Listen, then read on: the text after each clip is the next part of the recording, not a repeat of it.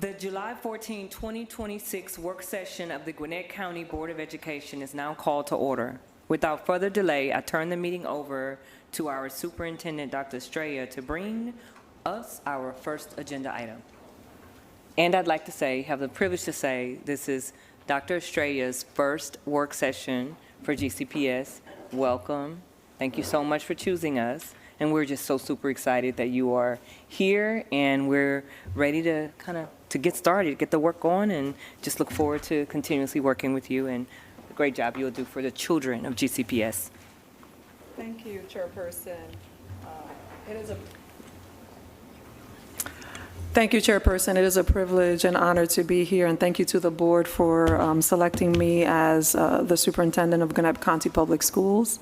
I am delighted to be here this evening, and I want to take this moment to say good evening to everyone. At this time, I would like to provide an update on the superintendent's transition plan, strategic plan, and equity study, coupled with the district's equity audit that has been requested by the Board of Education. As the first presentation, I would like to invite Dr. Edward Fergus, Jason Stricker, and at some point virtually we will also have Dr. Richard Lemons. The goal this evening is to provide the community with an update around the work that we will be doing in order to effectively transition the district into new leadership and focus the work that needs to take place, particularly this year as the district is in its conclusion of its current strategic plan, allowing us the opportunity to have an early start in designing and thinking through what the next district's priorities will be. We will have an array of different conversations throughout the scope of the next several weeks that will help inform this work. I will have a number of listening and learning conversations with students, teachers, staff, parents, and community members that will help me better understand the areas of focus for the organization, as well as highlighting the great things that are happening throughout Gwinnett County Public Schools. At the same time, through the work that I will be doing with the transition team, I will be able to hear from an array of different constituents within the community, within the district faculty, as well as members of the business community to help us understand some of the overarching needs that exist within the district, but also give us insight into some of the areas that we want to highlight that will allow us to understand what are some of the things that we need to elevate as we build the new strategic plan and have clear action steps of what needs to happen to design that work. Coupled with this work, we also want to understand the diverse needs of our community. As we know, one of the biggest areas of celebration for us is our diversity, and we want to understand how we can leverage our diversity to make sure that all of our students are getting what they need to achieve their ultimate best. So Dr. Fergus will be working with us in looking at an array of different data sets and helping us understand where we are in terms of, one, ensuring that all students are receiving what they need, looking at our gifted and talented programs, our students receiving special education services, our MLLs, how are they faring in our organization, and also taking an opportunity to look at discipline data and assessing where we are, what are some areas of promise and areas of opportunity that we can work in and further develop what we're doing. So with that, I'm going to turn it right now to Mr. Jason Stricker, who has been supporting the work around the transition plan. Mr. Stricker. Thank you. Good afternoon. Good afternoon. Chairperson Johnson Morgan, members of the board, Dr. Estrella, congratulations. Staff, it's great to be here. Happy to bring you an update on the transition team. Some of this work you've seen, so my remarks are going to be a little brief so that we can make time and space for the equity update, how the equity update plugs into, and the equity work plugs into the transition team and the strategic plan so that we can create the connective tissue between all those pieces of work. and see how they make sense and come together. So that leads us to our 4 goals. The first is to just reframe the 4 phases of Dr. Estrella's transition and help us understand kind of how, again, all those pieces fit together. Then we'll get into an update on the purpose, composition, and the meeting schedule for the transition team. So that'll be new information that I'll share with you. And then finally get into examine the district's equity work, how that informs both the transition team and the development of the strategic plan. And we'll wrap up with an overview of the strategic planning process, that timeline, and opportunities for engagement in the strategic plan as well. So those are the 4 things that myself, Dr. Fergus, and Richard Lemons will be covering. Want to start with just the contextualizing the 4 phases of the transition work. Starting back in March, prior to July 1 and the official start date of Dr. Estrella, she was meeting as a pre-entry phase, that we'll call it, with mostly you all members of the board, some members of the community, to really understand kind of what the baseline operating systems are here in the district. Continuing that work in phase 2, which we're in now in earnest. And Dr. Estrella mentioned her listening and learning tour. And so that's a large part of what's happening in these first 100 days. To be very visible in the community, understand and create trust through that process, and for her personally to just gain an understanding from different lived experiences of community members, what the district looks like, what it feels like, what it sounds like through that listen and learning tour. That takes us to the 3rd phase, which is the transition team, and that work will begin in earnest in August. And I'll share with you the dates specifically in a few slides. But the transition team is a representative group of internal and external stakeholders, over 100. I'll give you an update on those team members in just a moment. They're really looking at all of the operating systems throughout the district. And I'll talk about how the structure of the subcommittees work within a transition team to look comprehensively, to validate some of the findings and things that Dr. Estrella is hearing in her listen and learning tour, but also to elevate and identify other things from objective viewpoints. And so that's the work of the transition team. And then finally, that feeds the recommendations of the transition team will feed a strategic plan and help create and inform this long-term strategic plan, which Dr. Richard Lemons is going to share in just a moment. I do want to share that the frame we're using across all of these phases is the work that you all have adopted and have been working through over the last several years around empathy, equity, effectiveness, and excellence. And what has that journey looked like for different stakeholders in your system around their empathy journey, their equity journey? What does effectiveness mean? How is it defined across the system? And what does excellence look like? So those 4 E's will become central to the work of the transition team, as well as the strategic planning work that happens to really help us understand not only baseline data, we'll be looking at data relative to the KPIs of each of those E's, but also what are some of the areas of improvement relative to those areas that we might make recommendations around. So that's an overview of the phases, just to kind of set the stage. As we move directly into the transition team, the goal quite simply is to assess the current state of the district.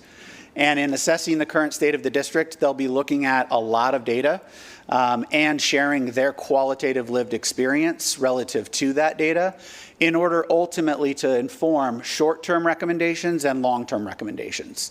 And those will be the basis of the strategic planning work that happens in that final phase. You can see some specific goals here on this slide of the transition team to really create and understand a clear sort of the efforts that are underway. Not just like what's happening, but what's happening well. Because in developing those recommendations, we want to elevate those bright spots and in this whole transition not lose the great work that's in flight and that's happening. So that becomes a really critical part of the transition team's analysis. The second one, recommending strategies to build organizational capacity through effective leadership, strong systems, engaged employees, and culture. This is about your system and thinking through a systems lens. How do we move an entire organization, particularly one as large as Gwinnett County Public Schools, so that all stakeholders are experiencing equity in the system? They're experiencing excellence, effectiveness, and doing that through the empathy work. And so the systems analysis is really important in this, and you'll hear me talk about some of the members of the team on the transition team that have specific systems level experience so that they can bring that viewpoint to the work. The third is to strengthen community engagement and communication in support of students and families. This effort in and of itself is a large effort, and I'll talk about the size of the transition team in just a moment. But in that effort alone, it in and of itself is a huge community engagement process. And so you're wrapping your arms around the community and building trust through a transparent process that not only elevates bright spots, but identifies areas that could be grown from different lived experiences and perspectives. And finally, identifying what is needed to deliver effective instruction in a safe, productive learning environment. I would say that we're grounding ourselves in that. At the end of the day, we want to make sure that all students in every single school and every single classroom have a safe, productive learning environment, and so that's going to be a North Star for the transition team in making their recommendations. Finally, the charge of the transition team will be anchored in the board's commitments, and obviously don't need to repeat those commitments to you, but I wanted to make sure that we positioned those directly beside and equally with the goals that the transition team is working through, so that those are central lenses that the transition team uses as they do their work. The structure of the transition team, you've heard me refer to this large committee, and I'll say this a few times, but the transition team is over 160 people as it stands now. A group of 160 people in one room can be challenging to work through and consensus building opportunities, and they all bring different levels of experience and backgrounds. And so one of the things that we want to do is divide that group into 5 subcommittees, as you can see here, and position those subcommittees to do a deep dive into academics, operations, facilities, finance, human resource talent, community engagement, communications, and school culture and climate. The charge of each of those subcommittees is listed here. I'm not going to read those, but I do want to point you to the bold words at the bottom. Probably could have bolded them a little bit more now as I see them on the screen, but academics are going to be focusing on ensuring all students have access to rigorous, relevant learning experiences. If I had to remember kind of a North Star of the academics group, that's it. The North Star for operations, facilities, and finance is how are we aligning resources to support student learning and district priorities? Not just aligning in the short term, but sustainable sort of practices around operations, facilities, and finance. The third group subcommittee is human resources and talent, and their North Star is going to be how do we strengthen the educator pipeline and ultimately ensure that all schools are well supported and effectively staffed. Community engagement and communications will be focused very, very centrally on strengthening trust, transparency, and inclusive stakeholder participation in district decision-making. And then finally, school climate and culture will be looking at how do we create supportive, positive, inclusive environments. Environments that ultimately improve student well-being, attendance, and success. So while there's this deep dive that each of these subcommittees are doing, there's also an opportunity in the process for subcommittees to cross-pollinate and to share what they're learning through their data analysis, how that may impact another committee's work and the recommendations of another committee. And I'll share that in just a moment, but wanted to just bring that up for you, that while there's very deep dive work happening, there's also this opportunity to create cross-functional analyses so that the short-term and long-term recommendations are not siloed recommendations, but they are considering the impacts on other pieces of the work. How does academics impact operations, facilities, and finance, and vice versa, for example? The team is quite large to date, as I've shared, over 160 people, and I'll give you a breakdown of that composition in the next slide. But the membership criteria and the team composition, the way that we've been thinking about the team composition is to think about these different criteria. Certainly stakeholder representation, we don't want one single stakeholder group represented. We want to ensure that all stakeholders across Gwinnett County that shape student experience are present and that they have a voice in this process. Similarly, we want to ensure that a variety of lived experiences and perspectives are captured in this process and that they're capturing their real experience not the experience that I may have about their experience, but direct firsthand accounts from all stakeholders in the system. So that becomes a really important criteria. Collaboration and disposition. This work, in order to reach high quality short-term and long-term recommendations, requires people push on each other and that we pressure test those recommendations, but we do that productively. And so we're assessing, as we develop the team as well, folks that have had that type of experience that can be in meetings, for example, and push one another, do it gracefully and artfully in a way that creates a better product ultimately, and at the end, we still like each other. Demographic diversity. The team mirrors the community. This is a really important aspect so that no particular group is left out of this process, that their voices are elevated, raised, and that they feel like they've been heard, and that the demographic diversity needs to mirror the diversity of your community. Expertise and knowledge mix. So we're looking at both folks that sit on this team that understand system level work, but also folks that have a very specific perspective, a student's perspective, a parent's perspective, a teacher's perspective, a paraprofessional's perspective, non-certificated staff perspective. So all of those perspectives become really important, and so that knowledge mix is an important part of our criteria. Finally, commitment and capacity. So this is not an effort that's just symbolic. We're not pulling together a team to say that she's not interested in a team that just says, I engaged a lot of stakeholders, here's my report. This is about doing real work that produces real change, ultimately. And so part of our thinking about recruiting team members is to understand what experience have they had producing real change. And so we're looking for that in the development of the team.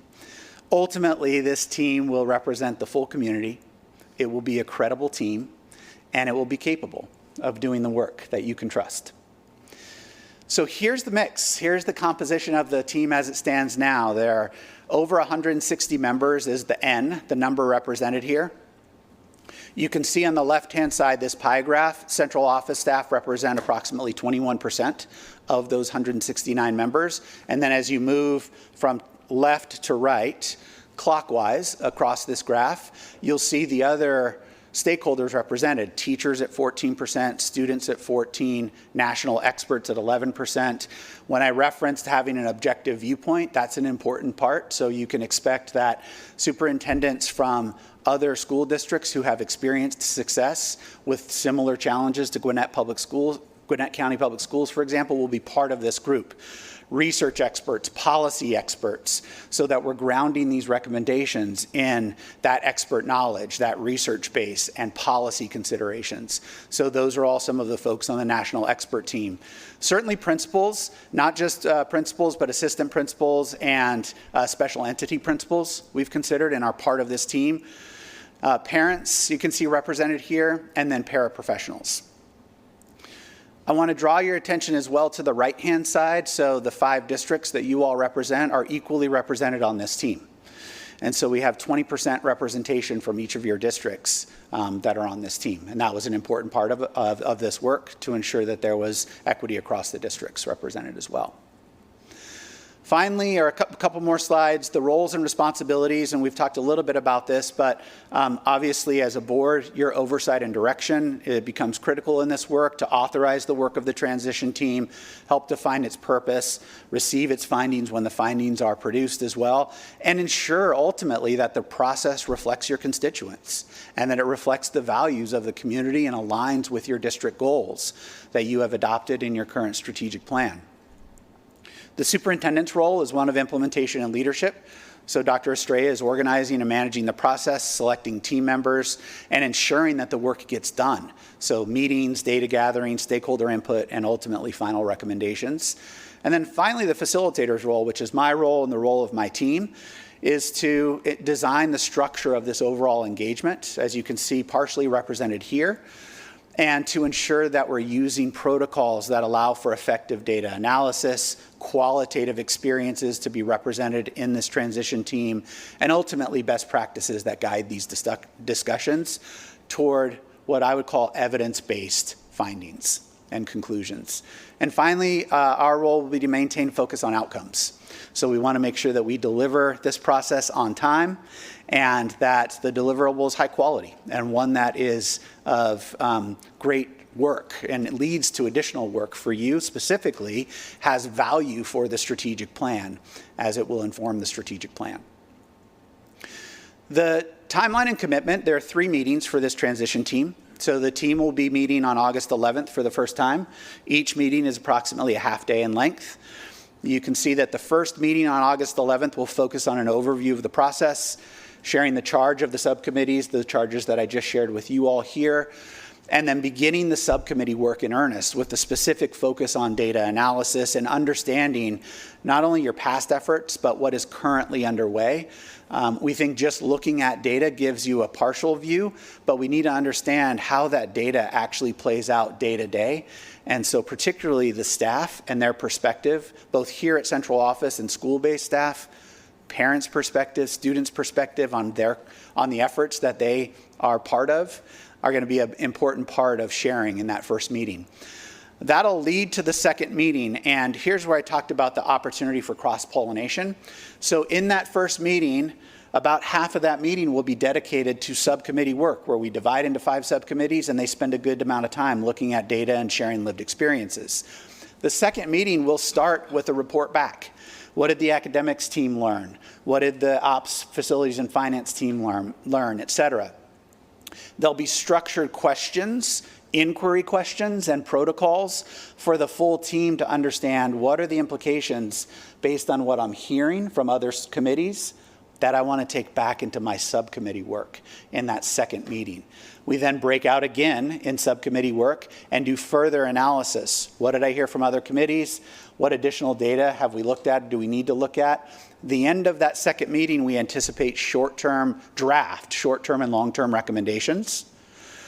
Again, those recommendations will be developed within subcommittees, so we need an opportunity to share those recommendations with the full committee. That happens at the beginning of meeting 3, where we share draft recommendations across committees and then ultimately break out into final subcommittees and make any fine-tuning to the short-term and long-term recommendations. First meeting August 11th, second meeting September 22nd, and third meeting November 12th. So we anticipate by the end of that meeting or shortly thereafter, we will have a solid list of short-term and long-term recommendations that will very much be informing the strategic plan. Happy to answer any questions that you may have before we turn to the equity work.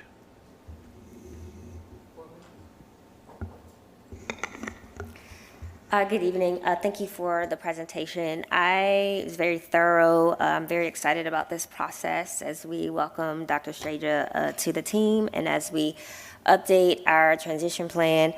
I just have one question referencing slide 11. I am thrilled that the representation is representative of each board district. I just had a question around special entity principals, slide 11. How do you define special entity principals? I know you mentioned assistant principals, and the reason I ask this question, when I think about special entity, just want to make sure that I have a clear understanding of. Yeah, thank you for the question. I would love staff to help with this one. As they were very centrally involved in selecting special entity principals. So the special entity principals are those leaders leading specialized high schools that have very specific programming, and it's important to us to understand the complexities of, for instance, the AI schools that are focused around AI, intellectual baccalaureate. So there's a few principles like the GIVE program. So we have some leaders that are from these different schools providing insight in that work. One group of folks that we also have are custodial staff, bus drivers. I don't think it is clearly articulated here, but we also have those individuals as part of the group. They're part of the central office staff, which I think makes that part of the pie just a bit bigger as well. Okay. Yeah. Just wanted to make sure that was clarified. Yes, thank you for clarifying, and that's where my question was going, whether the GIVE Center, so like GIVE East, the challenges are very different and unique, Oakland Meadow, and then Grayson Tech. Yeah, Thank you. No, I think good work. It seems to be fleshing out well from some of the initial meetings we had back in March and talking about how this is going. So appreciate what I've heard so far. Thanks. Yeah, definitely ditto those sentiments from Mr. Knutson. Excellent work. I just have one quick question. Slide number 9. I like the thought process of breaking this very large group. I know we originally talked about 100, now we're at about 160, which is impressive, which speaks to the engagement of folks that want to be part of this very important process. Can you talk around how you're going to work with the individual 160 or so members to assign them to these subcommittees? What would that possibly look like? Have you thought that out yet, or? Yeah. So a couple of things relative to that. The first is that there will certainly be an internal and an external co-chair of each of these subcommittees, so that the co-chairs are representing what's happening internally, and a national expert that is bringing a different viewpoint, an objective lens. And then in addition to that, ensuring that we have a good mix on each of these subcommittees of those variety of stakeholders in the pie graph that I shared earlier, so that through an academics lens, we're hearing from paraprofessionals, students, parents, teachers, assistant principals, community members. We want that rich discussion to happen. And so the primary driver around composition of these committees will be ensuring that there's that cross-section of stakeholders represented on every committee. And I believe that we have enough members of this group now to accomplish that, the overall team. So that'll be the primary driver as we pull this together, along with, from a community perspective and national expert perspective, who actually has expertise in each of these areas, who has finance expertise, who has human talent and resource expertise. And so they'll very much be plugged into the specific subcommittees where their expertise lies. Yeah, and I hope that that's part of the process. It sounds like it is, which is fantastic. And I like how you said that each group can kind of cross-pollinate amongst each other with their own ideas, because they are going to find their own expertise in those groups. So thank you. You're welcome. Thank you for this presentation. I have a few questions. First, I want to thank Dr. Strayer for pointing out, that was actually one of my questions, so I'm glad you pointed out that that data around the cafeteria workers, custodians, janitorial staff is included in the central office staff. I would just, is this going to be updated to reflect that? I think that would be helpful so that they can kind of see that they're We can clearly differentiate it. Yeah, great. Yeah, for sure. And typically, it's classified as educational support professionals, Yes. ESPs. Yeah. And then also, I'm curious about counselors. Where, like, They're also in that central office staff part of the pie graph. There are counselors included. We can separate counselors if that would be helpful for you as well, so you can see that.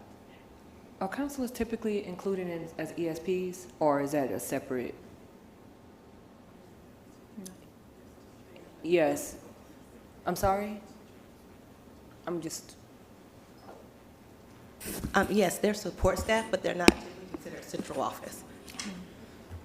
From an HR standpoint, they would be considered in the teacher category. in the Teachers. teacher category. Thank you. Thank you, that answered the question. Would you Thank prefer us to have them under teacher or keep them separate from teachers? Oh, Whatever. however it is, I just didn't know, so whatever it is. They're usually classified as Okay.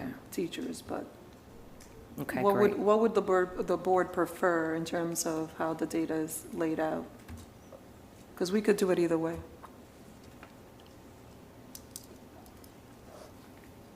I'm fine with the way it is. Yeah, likewise, no concerns.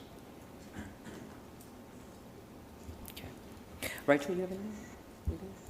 Is there a way to put a comma after teachers and and write in counselors? Okay, that's an easy. Sure. Yeah, we can do that. I do think our counselors have an important role around just representing a lot of the needs of our students, so I think defining it out may be helpful. But that's me, it's personal, it's not that big of a deal, it's just one person that, Usually under state law, they're classified as, they're Yeah. usually under the umbrella of teachers, but for our purposes, it makes sense. We can just comma and add the counselor. great. So then the next question I have is around the meeting availability. I think you have, it's slide number 13. 13. So all of the times are the same, and so my wondering around that is, if you have working families or people who might not be able to make that time, how do you accommodate for people who might not be able to make that time? Because there's only 3 meetings. It seems like if you miss one meeting, it's a really big deal. Yeah, we still have an opportunity to be flexible on the time, and so happy to make that adjustment. The initial thinking was to do it in the morning so that people could, what we have found that in doing this in other places, once people start their days, coming to a meeting in the afternoon sometimes gets hard. And so that was really the only logic that we used here. But happy to break this up so a meeting might be one meeting in the morning, another in the afternoon or early evening as well. So I think, so I have a wondering around when they first meet on the first day, what does that, the overview process is sort of like going over these slides, kind of talking about the expectations and what they're doing. So I'm wondering, is there some consideration around like polling on maybe what the subcommittee, what times they might prefer? That might be helpful, because maybe 8 to 12 is fine for the majority, or maybe not. I just wonder if that's... I think there might be a couple of opportunities there that we could leverage. One is we could send a poll out before, along with the invitation that goes out, to say what preferred times do you have, and offer a couple of opportunities, and then use that to inform the times that we ultimately select. So that's one opportunity. We could also, in that first meeting, ask subcommittees to identify a preferred time from 3 time slots. So, and for subsequent meetings, for meeting 2 and meeting 3, and then use that information. So I think there are a few different strategies we could use there. My recommendation now would be to try to poll as early as possible in the invitation a preferred time, so that we could get those times on people's calendar, but happy obviously to be flexible around that. Okay, great. That's awesome. Thank you. So then the other question is, August 11th is the first meeting. So my wondering is, when will the people know? Yeah. When will they be notified? Invitations are going out this week. Okay. And then the other question is related to the work that you do. If you could share a bit about your experience in this work nationally. I'm curious around, like, okay, you're here with GCPS, helping to support transition work, and I'm just curious about you sharing. I know a little bit, but the community doesn't, so this is more of an opportunity to kind of have some little bit more openness, transparency around who you are and the firm, and the work you all have done nationally. Yeah, thanks for the question. I appreciate it. So my current role is Chief Policy Officer for an organization called K-12 Coalition, and we support local education agencies, school districts, and state education agencies across the country. We've done over 90 strategic plans and transition plans over the last 20 years. Most recently, work in several other school districts here in Georgia, including DeKalb, and also School District of Philadelphia, where our most 2 recent sort of transition team and strategic planning works. Pieces of work that I think are similar to large school systems that are dynamic and complex, such as Gwinnett County Public Schools. My role is as Chief Policy Officer is to focus on state and national legislative issues, and to lead our transition team and strategic planning team as well. And so we have a team of folks that do this work. I will be your lead facilitator here. We also, though, we're all former educators at K-12 Coalition. So former teachers. I'm a former first grade and 11th grade teacher, high school principal, CAO, and then have been doing this work for the last 20 years. And so the other divisions that our K-12 Coalition includes are Teacher Certification Division, Alternative Certification Division, Continuing Education Division called Teaching Channel, Passage Preparation, which is a division that focuses on helping people pass the Praxis or equivalent state exam on their very first try, because we know that's a barrier to entry to get good educators in front of students. And so those are, and Keys to Literacy is our final division that's very focused on science of reading and the work that accompanies science of reading. So we've done that, all of those pieces of work across the country, including here in Georgia, in both very large systems, medium-sized districts, and small-sized districts as well. So there's breadth and depth in your level of experience around nationally working with school systems. And Dr. Estrella, can you share related to the board and how you will be engaging the board around the strategic plan? Because I know that the transition plan is very much operational.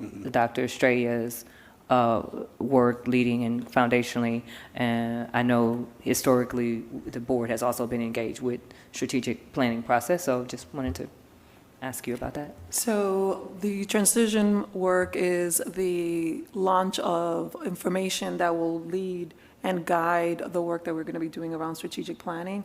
Right now, this is the first step in gathering data that will inform the strategic planning process. The second component is going to be my listening and learning conversations that I will share later, the dates that I have scheduled to engage the community, families, as well as students, teachers, staff, and other constituents.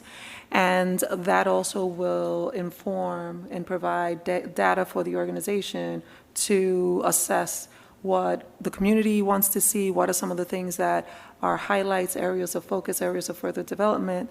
And coupled with that, the work that we're doing around the academic equity components, the equity audit that the board is requesting, coupled with the work that Dr. Lemons will be doing in collecting data across the organization that will inform the work that we will be doing around determining what will be the next KPIs and areas of focus for the district.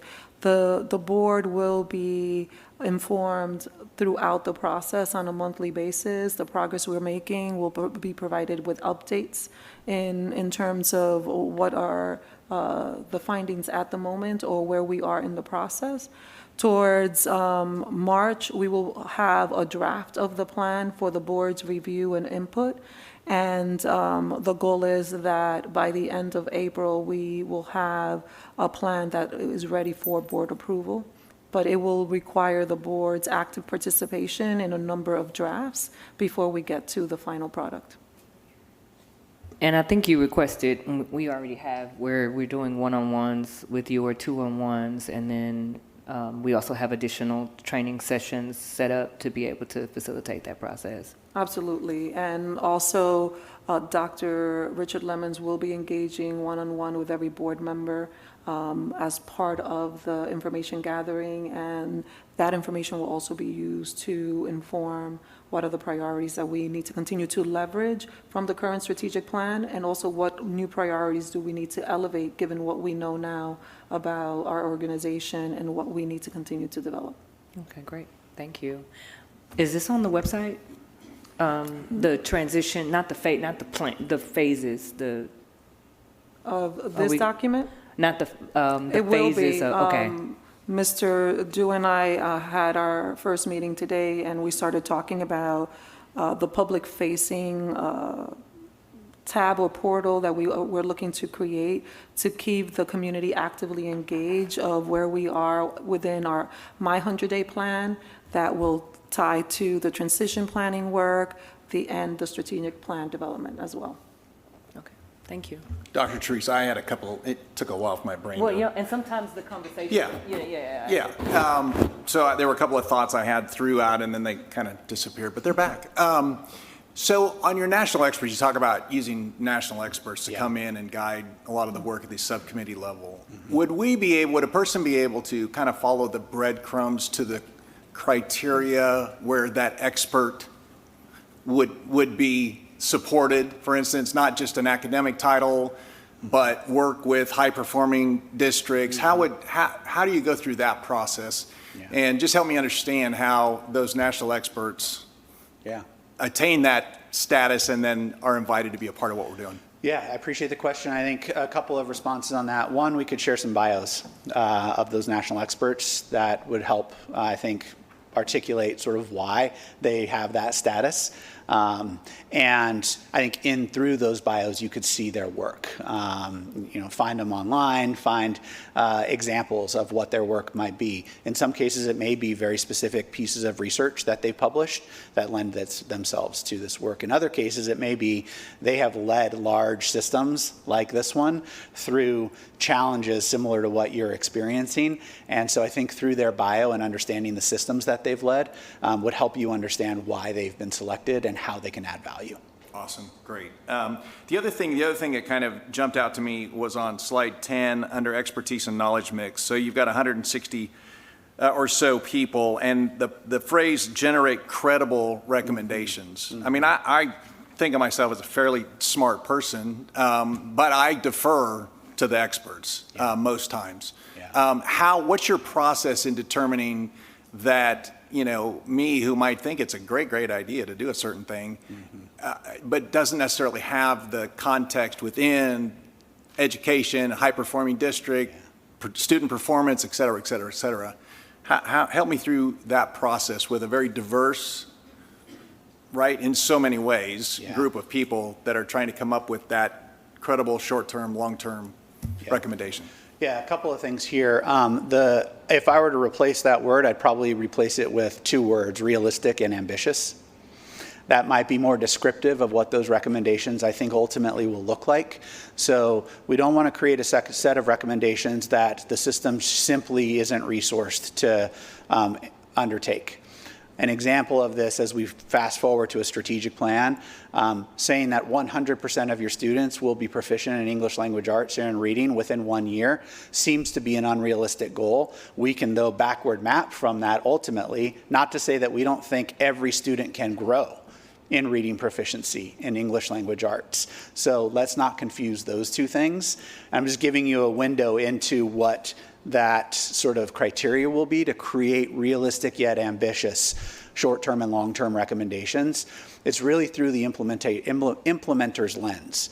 If I had to say, like, is this short-term recommendation something that will add value and is implementable, given the resources of the district currently, or their ability to staff up quickly enough to achieve that short-term recommendation.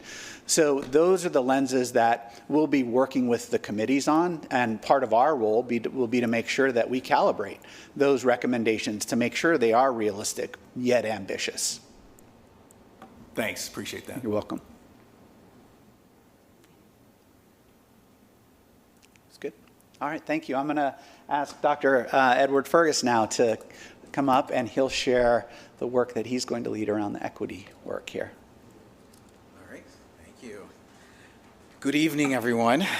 Madam Chairperson, board members, I'm so excited, and Dr. Estrella, thank you so much for the invitation to share the work that I'm excited to support Gwinnett County taking on in terms of, particularly given the fact that you all, this is in the heels of your 2020 definition around equity and really focusing on what it means to ensure equitable outcomes across the community. So my name is Eddie Fergus. I am a professor of urban education at Rutgers University. I'm also the director of the Disproportionality Lab.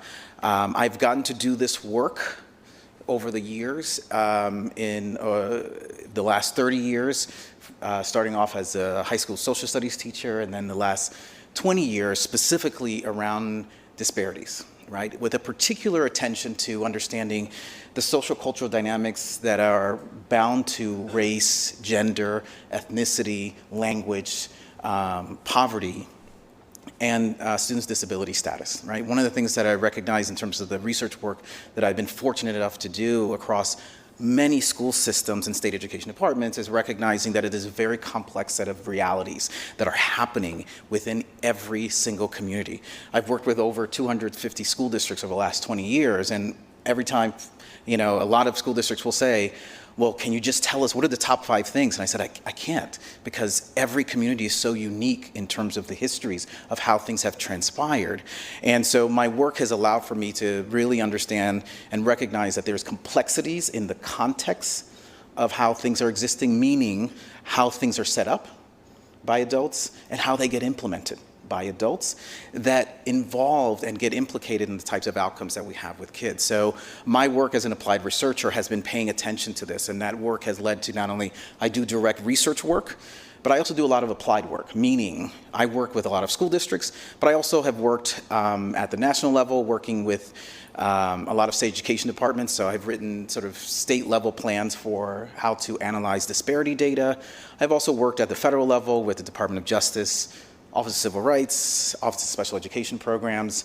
I tend to be the person who kind of gets called in to do some statistical analyses, right? I'm the data guy, the numbers guy. I'm always curious as to, because I also like doing focus groups, right? Because I also want to hear lived experiences. And so, but my expertise really lives in 3 areas around disproportionality, which is the overrepresentation of kiddos in special education, gifted AP and honors, and as well as discipline. I also have a very specific focus around what are the dynamics around how race and ethnicity shows up in schools, because it does show up all the time as one particular identity area. And then lastly, I've done a slew of work that there was a moment in education where we were really focused on creating single-sex schools. And so I did a lot of work, research work, and also working with a lot of schools and school districts that were developing those types of school settings. So I bring all that up because, you know, in terms of the question that was raised around national expertise, I've gotten to do this with a lot of different places and written extensively around it. And my focus has always been, how do we apply this work? Because it's one thing to examine and be curious about sort of how things are transpiring and how we arrived at it, but how do we solve these issues? So I want to sort of do 3 things, or 2 things actually. Just one, reiterate sort of the disparity purpose that you all have already outlined as part of your definition, and then go through the project activities that you can anticipate coming from myself and my team. So, you know, lovely thing of having the internet, we're able to pull sort of like historical information around sort of what has Gwinnett County already stipulated in terms of its focus. And there's 2 particular, so I think, statements that you all have outlined, particularly in 2020, that focused in on a couple of things. One is you all decided and made the definition that equity is about addressing and reducing educational inequalities, right? Those patterns of inequities. And so part of that means that addressing and reducing means that we have to name it. Right, so some of the work that I'll talk about in terms of the project activities is about naming them. And in particular, one of the things I'm curious to explore is how you all have already been addressing them, and what's the nature of reduction that you have actually experienced thus far, in order to determine, so what's the next strategic direction to which that set of work needs to occur in order to continue achieving sort of the outcomes that you all have outlined. The second piece that you all outlined already as a school district is defining that equity is about access. Right? And that's such an important sort of terminology that I think that you all have sort of attached yourself to in terms of including around what equity means, because what you're signaling is that we want to pay particular attention to who is getting what, when they're getting it, and are they getting it at the level in which they need it in order to be successful, right? And so our examination, and I'll describe it as I'm talking about our set of activities, is about making sure that we can name, address, and reduce those patterns of educational inequality, and also name the types of access that are available currently in Gwinnett County. Now, all of this comes from a body of research that had been existing around disproportionality, which is a particular pattern of disparity, right, that pays particular attention to recognizing that there are a multitude of school educational practices that are at play in feeding these patterns of disparities, right? It's, I always say it's not necessarily that all of this is direct effect, right? Because some of it is also indirect effect, right? So for example, the wellness to which there is instruction, curriculum, and assessment being aligned to each other, right? One of the things that we constantly say is like, we imagine that all 3 of those pillars are always well connected. Well, sometimes they are not. With the best intentions of adult work, sometimes, right, the way in which we imagine how we teach doesn't always match the curriculum that we've selected that we're working from, nor have we identified the assessment that works best. And those types of misalignments occur. It is customary to kind of find these types of patterns. The concern becomes how it impacts the types of outcomes that we have with kids. So so the research has identified all of these set of areas that are of particular attention or implicated in terms of these patterns of disproportionality. Interventions and referral processes, discipline policies and practices, tracking, educator expectations and misconceptions, right? And that we're talking about sort of recognizing how educators understand practice and and how it actually aligns to the implementation, right? So, in various instances that can exist in the way in which how a particular practice is imagined or designed, and then how the educator actually puts it to play. Right, so I always give the examples of principals who have said to their staff, "I want you to stand outside your door and greet kids when they come in." So that was a design, right? The design was to get to know your kids, to greet them. But then when we see the implementation, right, we'll find that some educators are yelling at kids as they're coming into the classroom, right? So that's the misconception around and the misapplication of the design. And then the last piece of research that's also paid attention to is the cultural dissonance, right?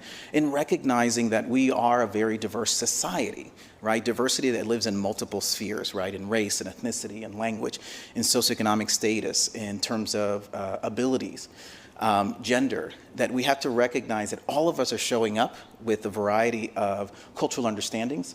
And so how do we reconcile, and particularly in education in schools, right? The analogy I always say is that we all come into schools with a shopping cart that's filled with all these lived experiences, and they're all showing up in schools just like the students, and we're always unpacking some of these set of things. And so how do we manage when there are moments of cultural dissonance that happen in our school settings, given the diverse learning populations, because every educator is not going to have all the tools for all of the kids that we are serving. So how do we make sure that we sort of learn more about how do we support our adults in meeting the needs of the range of our kids? So the research has paid attention to and recognized that all of these factors are at play. So the work that I've gotten to do over the years has focused in on, well, how can we understand the wellness to which all of this gets operationalized within the context of schools, to understand what are the direct or indirect effects of what's happening. So to that end, this project is focused on specifically around disproportionality with a very targeted attention around special education, discipline, gifted AP and honors. Right? Those are the lanes that we are staying in terms of understanding that educational practice that's happening there, and in particular, the outcomes that are related to the populations, right? So the ways in which this work is going to look is we're going to, in terms of looking at what may be some of the root causes that are tied to that. And the way in which we're going to do that is we want to make sure that we have an opportunity to hear from a lot of community, parents, school, and district staff in terms of what are their perceptions of implementation of this work, right? Meaning the ways in which, for example, if I remember correctly, I've been perusing through your website greatly over the last several weeks. So there's a lot of work that's been lifted up around MTSS. Right, multi-tier systems of support, right? And my curiosity is I can see the design, I'm curious about the implementation, right? Having worked with the National Center on MTSS for several years, I'm always recognizing sort of and attending to that distinction, that we can have great design, a great guidebook, a way in which we sort of organize how things transpire, but then there's how it's getting lived out, the implementation that's transpiring. So part of what we want to do is to do focus groups with staff and district staff and school staff and community members and parents to find out how are you experiencing the implementation that's transpiring. So we're going to do that through focus groups and as well as surveys.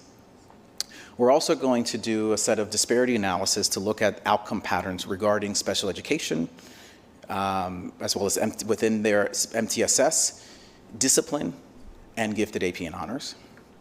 And then merge those sets of data to really understand sort of how these outcome patterns sit alongside the educational practices in those arenas, with a particular attention, again, around implementation.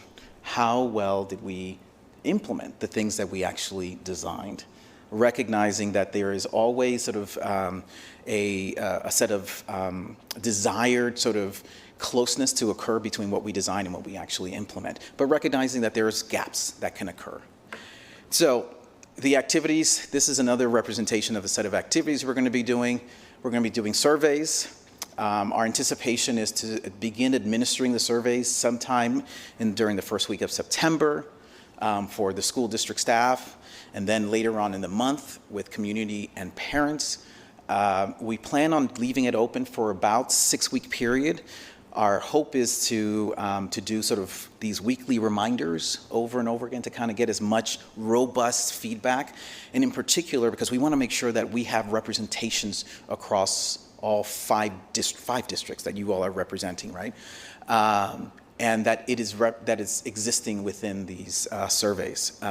Having worked with a variety of other districts, it takes a bit to kind of get to that representation, but we can get there, right? Focus groups, we're going to do a variety of in-person and virtual focus groups. Our intention is to roughly do about 30 different focus groups, right, with community and parents and school and district staff to, again, get their insight around sort of those areas around special education, MTSS, discipline, gifted AP and honors. The third column is we're also going to be collecting program and practice documents. As I've alluded to already, it's one thing to, because I've already been able to kind of find some of your, let's say, MTSS documents in terms of what's designed. I'm curious to see the implementation. What are examples of things being put to place or are in effect, right? So another example is sort of, for example, discipline. We have our code of conduct. I'd be curious to look at sample behavioral plans that emerge as a result of, or that are part of sort of your code of conduct work that happens in terms of how we're supporting students who are having behavioral needs. So that's going to be a critical area of sort of activity of data that we're going to collect. Obviously, there's the disparity data analysis where we're going to, we already started partnering with the research office in terms of gathering sort of the set of data that is necessary to do the analyses that is going to be done by race, ethnicity, by free and reduced lunch status, by gender, students' disability status, and multi-language learners, right? Because we want to recognize that you have a multitude of populations, and we want to understand sort of what's their experience.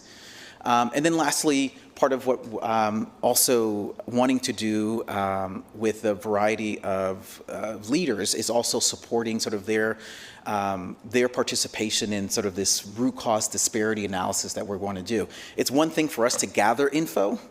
It's another thing to kind of put it in front of others and saying like, hey, so we did this analysis and this is emerging. You know, can you tell me how do you understand it or make sense of this? And so that's the intention around some of these root cause sessions, is to tell a more textured understanding, because I don't want to presume, as I said before, I learned a lot and I've learned a lot from a lot of districts, but I also want to contextualize how to make sense of how some of these patterns are emerging. Last slide I'm going to showcase is this is the timeline that we are looking at here. In terms of the set of activities from this month, in terms of doing the project startup activities, to the September, our official kind of kicking off of the data collection, and then moving into, primarily September through November being the biggest crux of our sort of gathering of information. And the intention is that we are we're able to produce by December some initial sets of preliminary outlines of reports and analyses that, in collaboration with the transition team, we will be able to kind of feed back to the transition team and have them to also participate in the further inquiry around sense-making regarding that. And our intention is to have a final report somewhere in between January and February and presenting to the board, and as well as community and/or schools. I'm going to pause there for any questions or answers.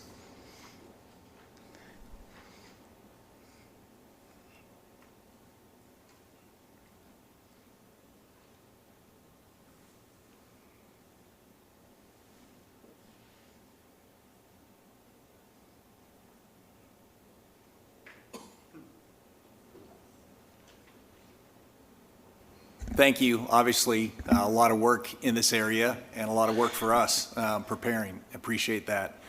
So I'm wondering, I mean, the thing that I always come back to, and I've heard from staff over the years, that we're not let's just use discipline. Okay. We're not disciplining a demographic. We're disciplining a behavior, Right. right? How much social science, how much of the data outside of our walls affects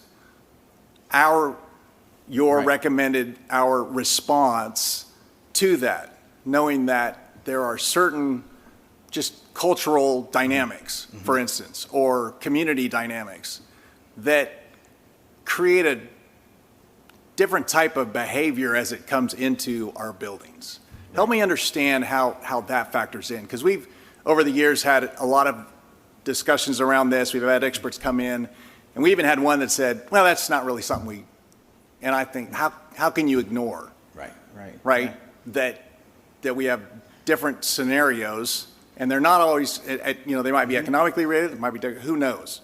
Help me understand how that factors into our solution Right.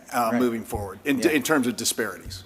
So that's a great example in terms of discipline, and thank you for that. So part of what we have to that we're always paying attention to in the arena of discipline, right? So first of all, discipline is a strategy that's being enacted to respond to and understand a behavioral need that a kid is demonstrating, right? Because every let's quote unquote call it a misbehavior that a student has is a form of communication. That kid is communicating, I'm struggling with something. And I may not have all of the facilities to know how to necessarily respond to, so I may utilize something that is most closely available to me, right? And so it becomes now for the adults, right? So what's the range of capacities that they carry to be able to understand the kid is communicating a particular behavior, right? So for example, if a kid keeps saying, Christmas, like they just keep saying Christmas in the classroom, right? Your curiosity is, so tell me what's bringing you to say Christmas, right? We want to have that same curiosity if a kid is using a curse word and say, so tell me what's bringing you to that behavior. We can have a consequence around the behavior. We also, which is great because most districts, we all have ladders of consequences. We also need to make sure we have ladders of support. Because what we don't want is a reoccurrence of the same behavior, right? Because that behavior is going again, saying it again, it's a form of communication. So that kid saying Christmas, Christmas, Christmas, I'm curious as to what is it that they're communicating here in this moment, that as the adult, do I have enough of the capacity to know how do I necessarily respond, right? So the second part I think you were also framing is recognizing that behaviors are cultural, right? And so are our interpretations of behavior, right? So just as much as behaviors, we can see it as a cultural representation that exists across a variety of groups, right? But it's also cultural for us to interpret behaviors. And it's not an easy sort of pattern to pay attention to when we're talking specifically in discipline, particularly in the discipline research. We're always talking about the more subjective categories of infraction, the disobedience, the disrespect, right? Because we each have cultural frames around what we consider respect and disrespect, and getting adults in schools to kind of norm what that looks like and translating it to kids, right? Because one of the things we want to make sure we demystify with kiddos is what does disrespect, we can tell kids what disrespect looks like, but what does respect look like as well? And how do we play it out? So I appreciate your point, and that's why we want to do the focus groups, because we want to ask, like, so what are those, what we call high incidence infraction categories? We know in terms of the more objective categories, like weapons or drugs, right? Like there's a clarity around what kids are communicating in terms of those, and also our way of responding. But the more subjective arenas of infractions, right? We want to understand sort of what, how it's occurring for which groups and in what instances, and how we are responding. I would say we just want to understand how we are responding as adults and as a system. We have set this up, and not necessarily sort of outlining sort of a focus on blame in a particular arena. So I hope that helps to answer your question. Yeah, I do have one follow-up, because it's related. It's interesting, because I had this sort of second question, wasn't sure if I'd ask it, but we have 180 countries represented approximately, GCPS, over 100 languages Right. spoken. I'm sure not every single one of those countries brings a different culture, but obviously, Right. there's a lot. Is there anything in your research, and I've just been wrestling with this, is there anything in your research that instead of, I mean, I want to be sensitive, right? Right, right. To others who come in, they're new, maybe, haven't been here very long, but Right. but if they've come, they're probably staying. So what is the culture, is there any research in what you've done around defining the culture of success in America, in Gwinnett County? Right. Right? And strive for and work toward the training, the exposure, the understanding of the why behind, right? You said respect, disrespect. And I've heard some of those. Dr. Taylor shares a great story of a disrespect sort of situation that he encountered when he was in a building position. And part of that was, the answer was his sensitivity to that cultural response. Right. But I'm wondering, and I don't see it very often, and I don't hear it very often, what would the culture of success look like in a classroom in Gwinnett County Public Schools, right? And let's be sensitive to that. Right. Because we know if we accomplish that, when the students leave us and go out to experience life, they've got a pretty good understanding of what success looks like in America today. Right. Is there anything in your back Right. in the research that you're? I'm curious about that. You know, so I'll speak to two pieces of data that I always sort of pay attention to. So one is the first part is I'll say success lives with all communities. Every community has a sentiment of what they consider success to be, right? And it could vary, right? So so for example, I'm a multi-language learner. Spanish is my first language, right? So for my parents, their success point was finish high school, right? That was their success point.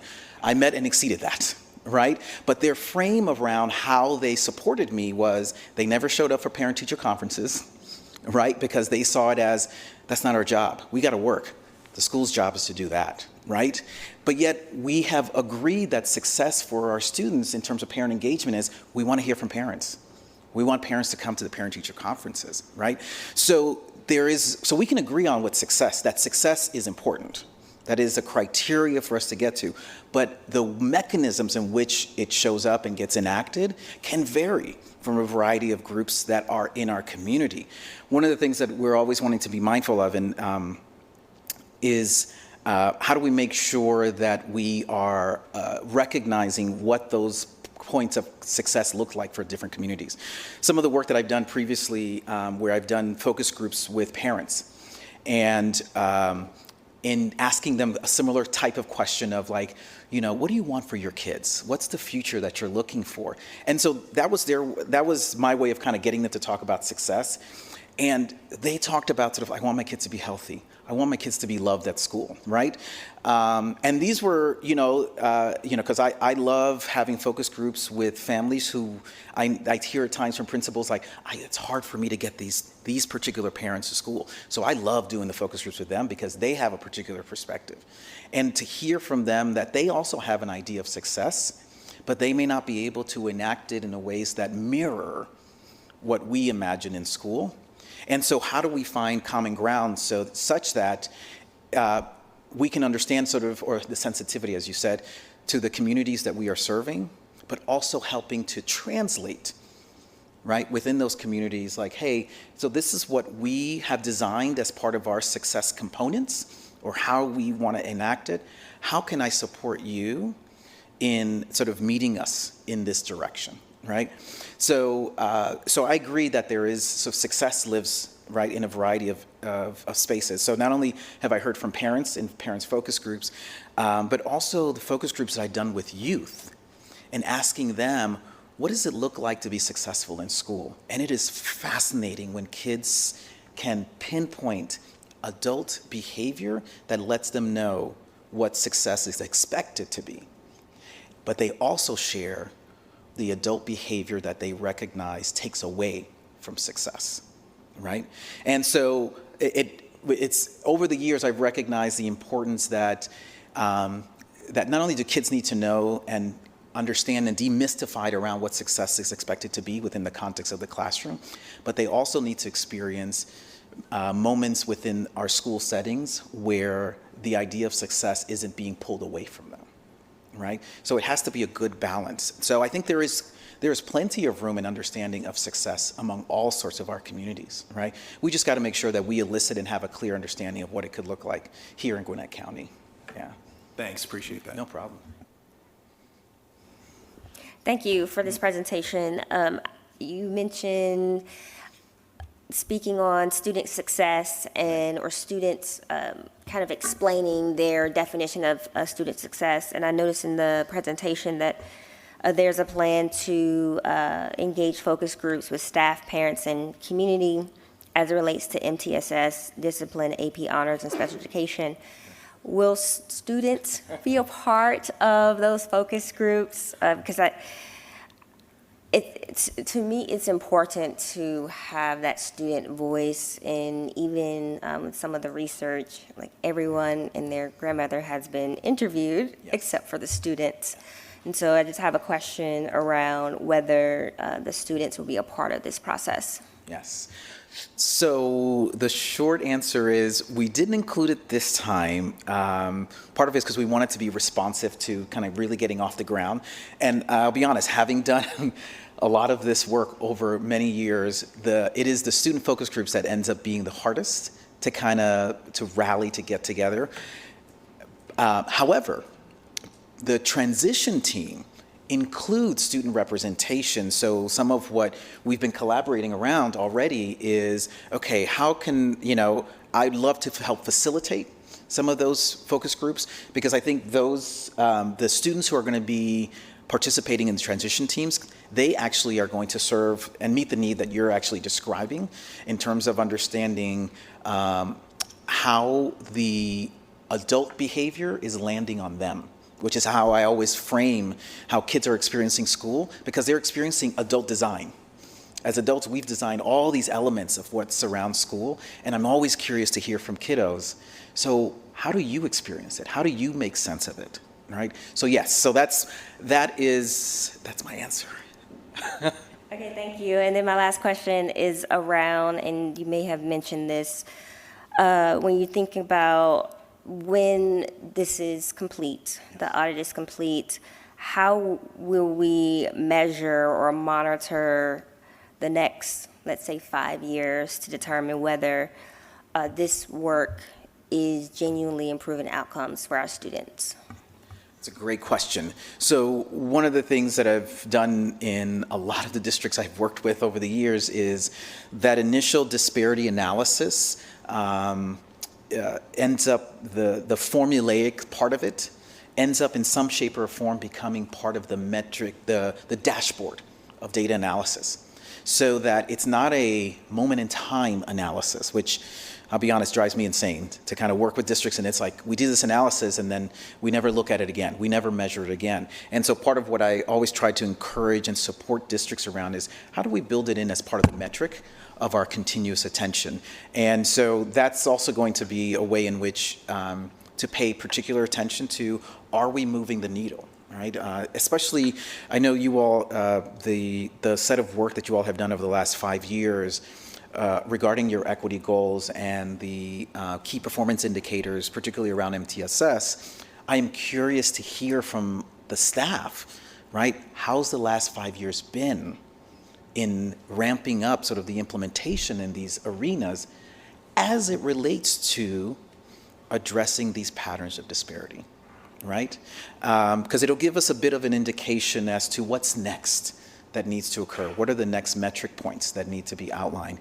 But short answer, the disparity analysis, I'm hoping to sort of work with the research team to how can it be built in as an additional sort of data dashboard. All right, thank you. Thank you, Dr. Fergus, for this presentation. This, without a doubt, is extremely hard work, and I say that because it involves human emotions, human personalities, and our reaction to those personalities and those emotions and those actions, all that good stuff. You made a good comment. I really liked it. We want to understand their experiences. But in talking with countless teachers, administrators, and I don't see anywhere on here is, why are we not talking about what's happening at home and home life? Because that is such a big component to what happens at school. And there is a lot of data out there that says a good home will translate into positive behavior at school. There is data out there. So I don't see, we don't talk about it, we're not mentioning it.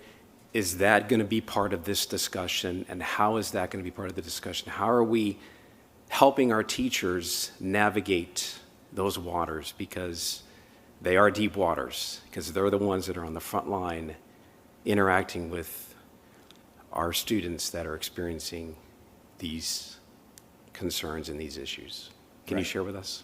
So I have two answers to that. So one is, part of what we're going to be doing in the focus groups includes, there are questions around what's happening in the broader community, right? We want to be mindful, and because we're going to be doing focus groups, not individual interviews, that we aren't posing a question like, well, what are you seeing happening at home, right? That we don't want to create sort of a condition where somebody feels uncomfortable sharing anything that's transpiring at home. So we want to be sensitive to that reality. So that's why we're tailoring our focus group questions in such a way where folks, they can talk sort of broadly around what's happening in the broader community.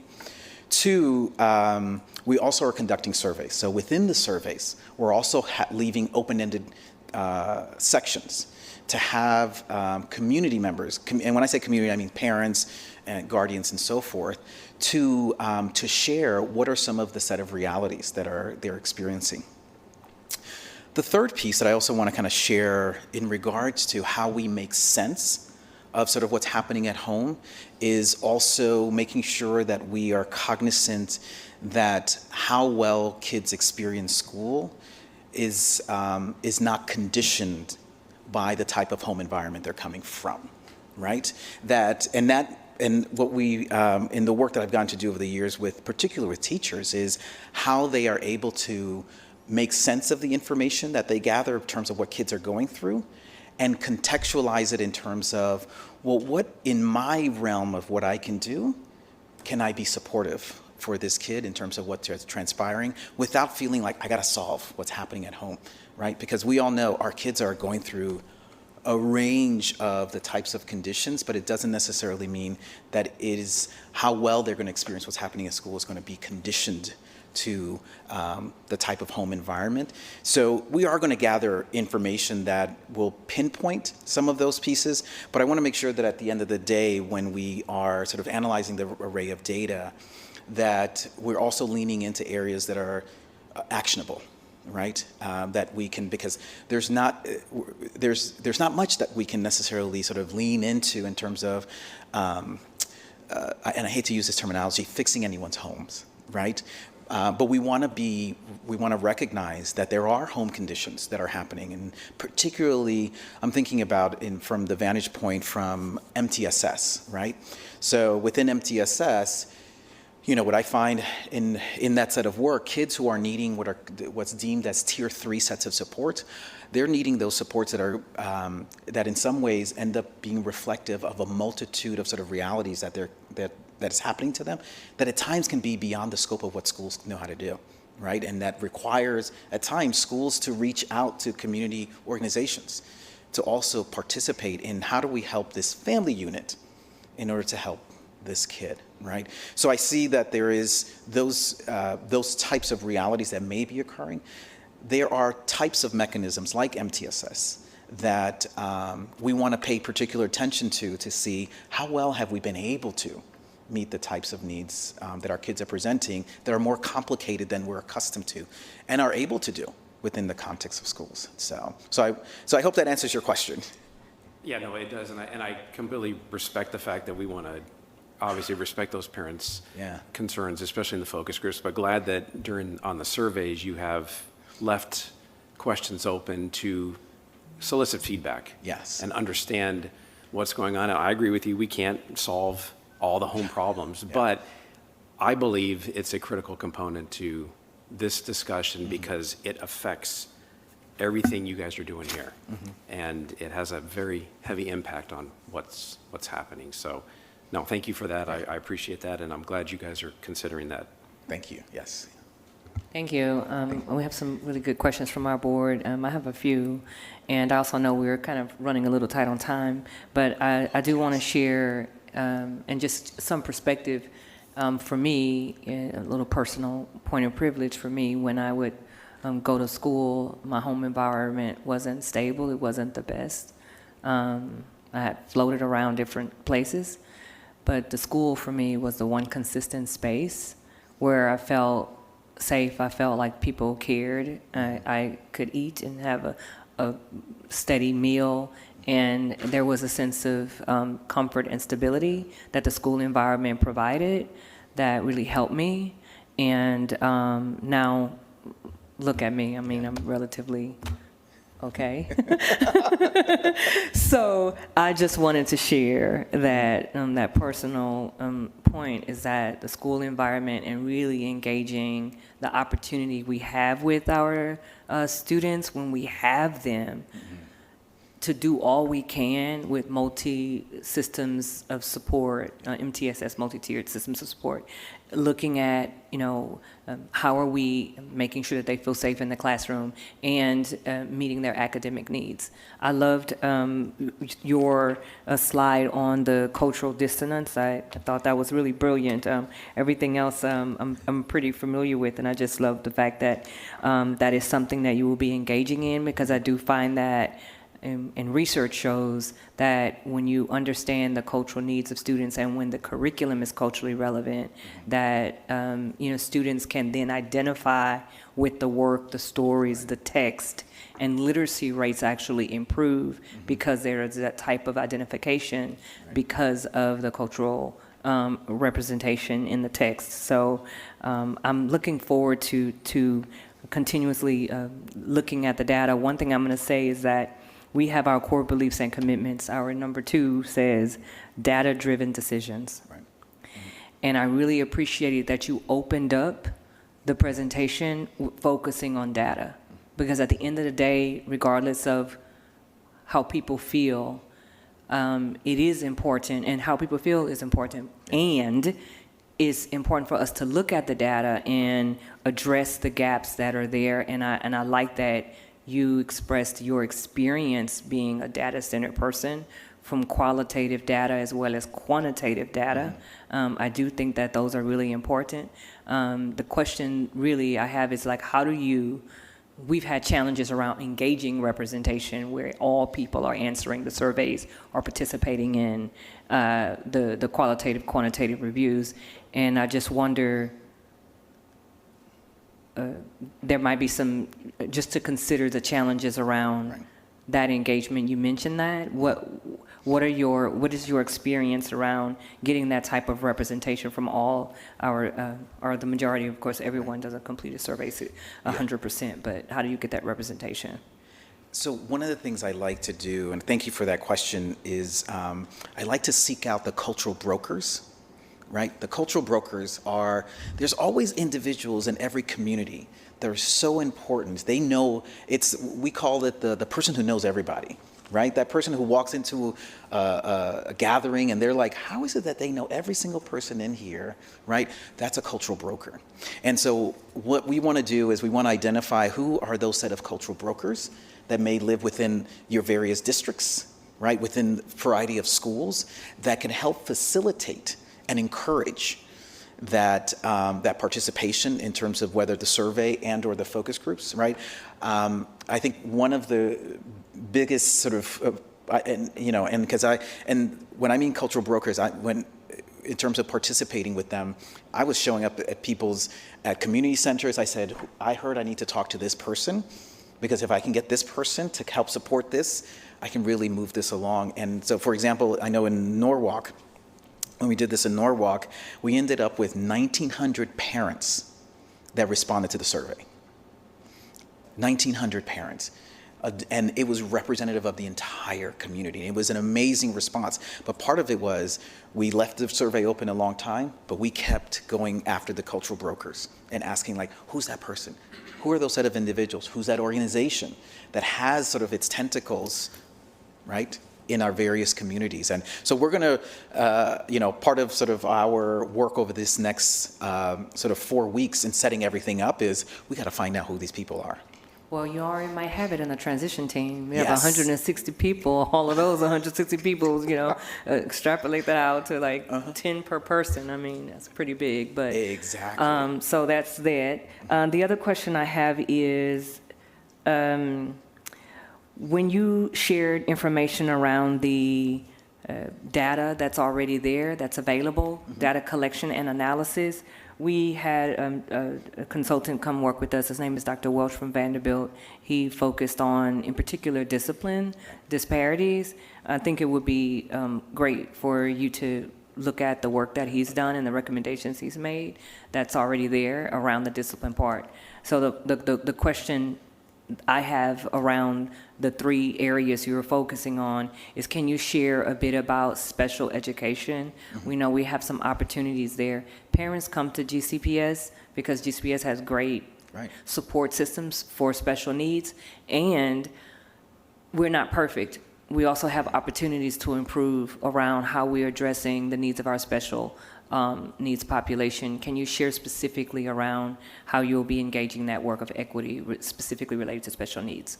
Of course, yes. So first, in terms of Richard Welch's work, yes, I'm familiar with Richard and his work, and I'm more than happy, and I think I met with Ms. Ricketts here earlier today in terms of giving us a landscape of like the variety of sort of reports that are readily available and ones that will be available to us later. And we look forward to kind of, we're going to be going through all those documents, just like we've gone through your website, to kind of get a clear sense of like what's been the direction so far to really make sure that we're adding value to what we're learning about Gwinnett County. So yeah, so definitely we'll be doing that. In terms of special education specifically, part of what our examination is going to start with is really looking at sort of the pattern of not only overall in terms of who's in special education, in terms of by race, ethnicity, free reduced lunch status, gender, language status, but also in terms of looking at it by identification categories, right? So the work that I have run 2 national centers on disproportionality in special education, and I have written the state plans for 10 states that they've had to submit to the feds around how to address disproportionality in special education. So this is my baby, right? So this is my sweet spot in terms of sort of understanding the regs at the federal level, but also recognizing what states are expected to do and what districts are needing to be implementing. And so our attention is going to be looking at sort of what's the distribution that we are seeing in the overall pattern of special education, the specific categories, right? In the special ed research work that I get to do, we look at what we call high incidence categories. High incidence categories are those categories that, one, happen most frequently and that have some of the greatest levels of subjectivity. So for example, and every state has a different definition for this terminology. So ED, or emotional disturbance, right? OHI, other health impairment, specific learning disability, SLD, right? Autism has now been brought into this high incidence category of conversation because there is a higher pattern of identification of students on the spectrum, right?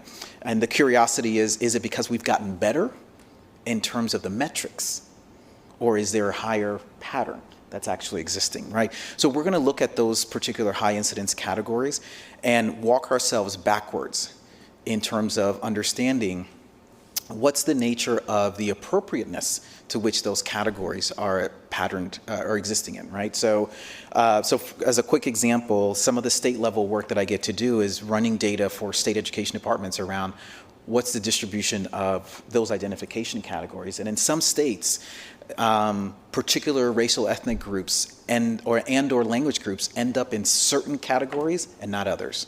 So for example, what I find across the country in the 10 states that I have worked, Black students tend to be overrepresented in the ED category, emotional disturbance. White students tend to be overrepresented in OHI, other health impairment, which includes ADHD, right? And so when you look at some of the elements that are involved in identification, right, in terms of the meeting the eligibility, right, there is, it's a fuzzy line in terms of being able to meet the criteria for ADHD or emotional disturbance, right? And so that's part of the analysis we're going to get to do in terms of seeing, are we seeing a particular pattern that's existing? And if so, we want to walk backwards. What got us here, right? Thank you. Yeah. And then the final question is, and I have to ask this because there are people in the community that may say that they don't agree with equity study, equity audit. They may have some criticisms about this. We know it's the right work to do. We know it's about really addressing the gaps that we have already identified over the years that are apparent in our school system. So the data is already depicting a need to address our students. Can you share for those people who might not really understand what equity work is and the importance of it, and that it's not really about taking anything away from groups, but just give us the raw explanation to really help people understand. And of course, there still may be some narratives that may be negative around this, but it's really about being empathetic. And when we talk about empathy, it is about putting ourselves in Right. the place of someone else and experiencing what they have experienced, and trying to help support them. So Right. leading with empathy is really critical. And I would hope that people can see this as a space of empathy and helping to address the needs. So can you just share for those people in the community that might not course. understand? Of course, yes. So, and thank you for that question, right? So, equity is something that is a matter of us understanding what are the particular patterns that we are noticing, right? What are those gaps? How do we explain and understand those gaps emerging? And what are the things that are that have played a role in in its occurrence and its continuation, right? And so I'm always, one of the things I always do with school districts is I'm not going to give you your definition of equity, right? But I am going to ask you to consider and recognize, what do we see the pattern being in those gaps, right? What are the things that we are doing, and how is it that we got here, right? In order for us to sort of have a clarity around defining the work that has to happen to get us to equitable outcomes. One of the things that I've worked with a lot of different school systems and communities, and the point that you're raising, and have interacted in a variety of communities that have very much sort of approached me in different settings, even in front of my car as I'm walking out to my car, like, I got questions for you, Eddie. And part of what I always want to remind folks is that we are all here and striving for ensuring that when we say all of our students, that we are responsive to that idea of all kids, right? And sometimes that may mean we have to understand the all by looking specifically at those who may be at the margins to help us understand the all, right? One of the things I'm always sort of curious around is by looking at those who are experiencing the not so great outcomes of our systems, by exploring sort of how they're experiencing the system, it'll give us insight to understand where may be the gaps that exist in our system, and not for the goal of blaming anyone, because we don't have time for a blame or shame conversation. That gets us, talk about sort of adult emotions and behaviors, that doesn't get us anywhere, right? We all want to be action oriented. And so this equity work has to be something that we can all get comfortable in naming the gaps without feeling blame, being able to name sort of what is it that we have been doing without feeling blame, and being able to understand sort of what is it that got us here without feeling that blame, in order for us to really get into that actionable arena of really shifting sort of the realities of our kiddos, right? You're on.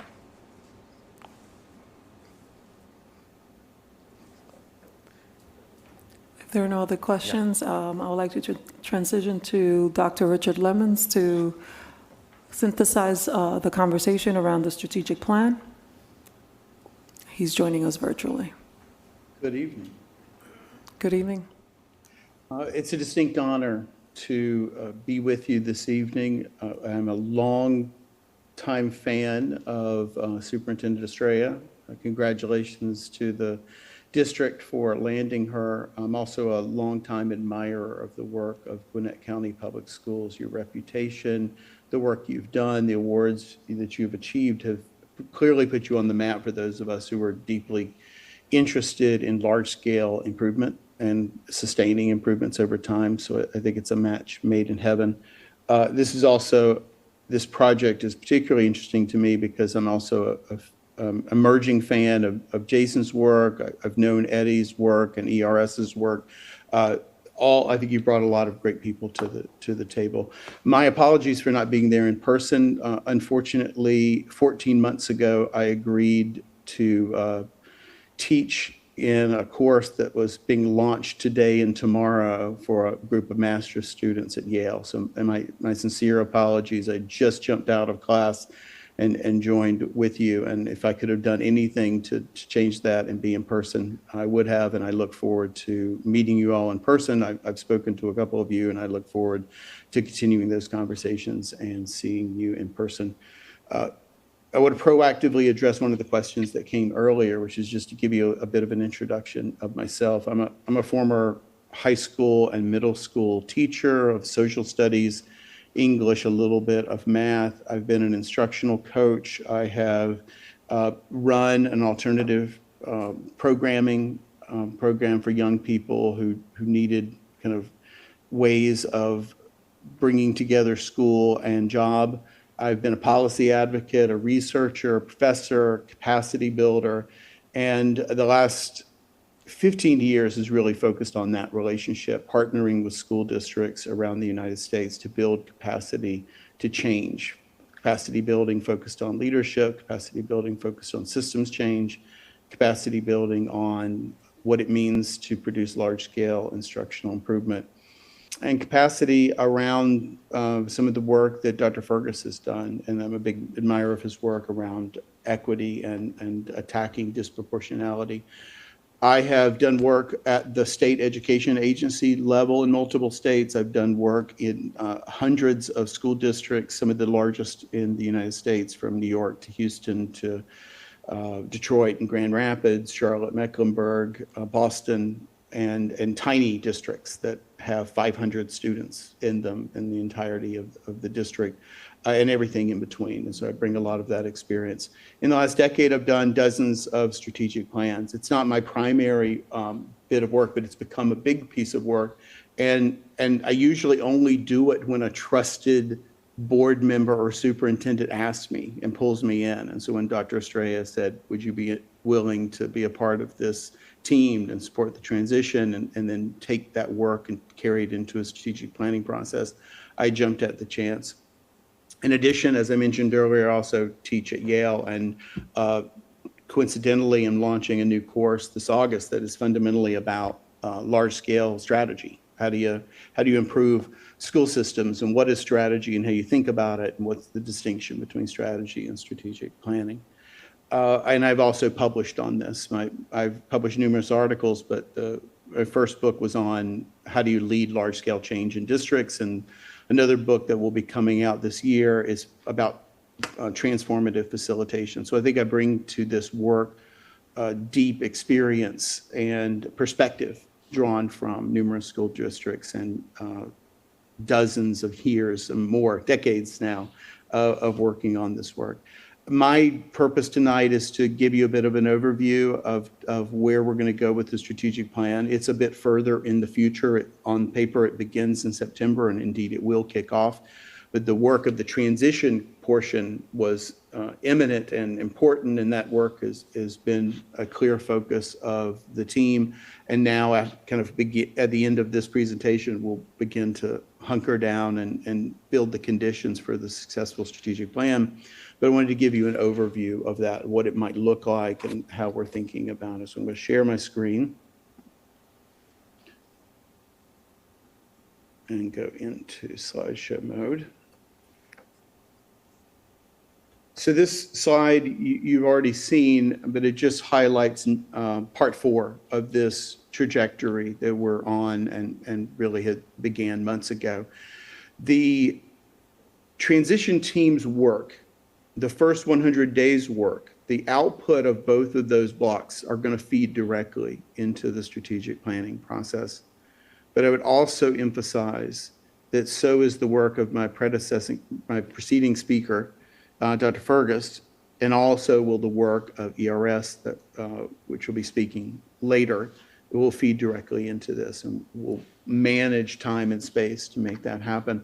Our work is to really listen deeply, take insights and findings that have emerged in those phases, use that to help us better understand the system, ask big questions about what data sets might be missing and might need to further collection, and then start to make some strategic choices and put that together in a way that allows your district to organize in very thoughtful, very focused ways around the choices that you are making.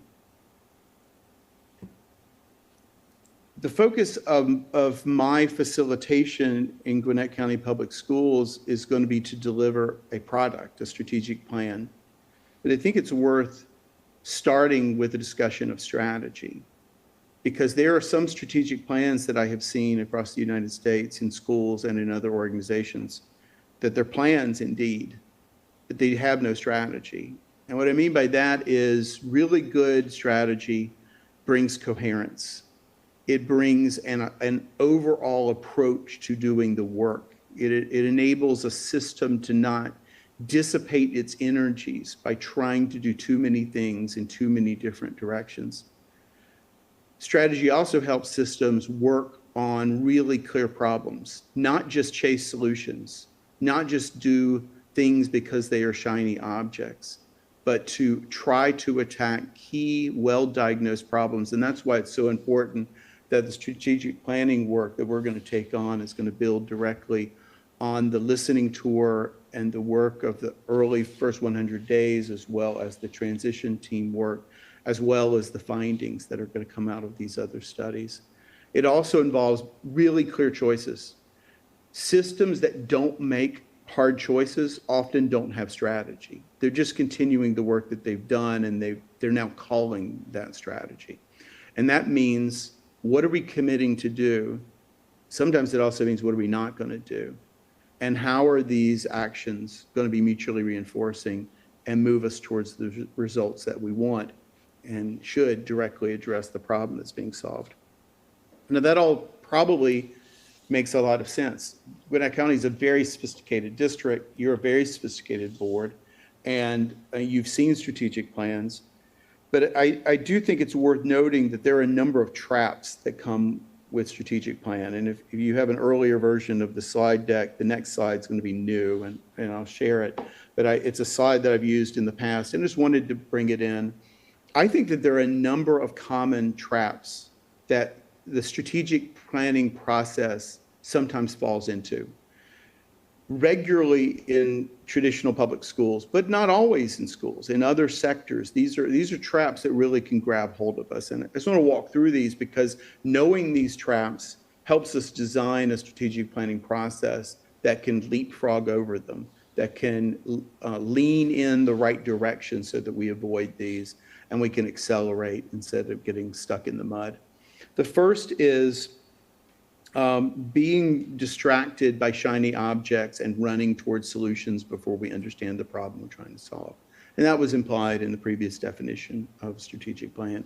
I like to think of that dog in the movie Up, who regularly will verbalize, because of his magic collar, squirrel, and his attention will chase. And I think it's very easy for human beings to be distracted by solutions and have those solutions be divorced from the real problems that we're trying to solve. And that is not a sign of a lack of intelligence.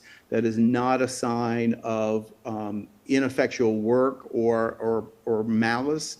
What it is a sign of is a very human want to solve problems and jump to solutions, but it's just very important that we understand the system that's creating those problems, that we understand the problem.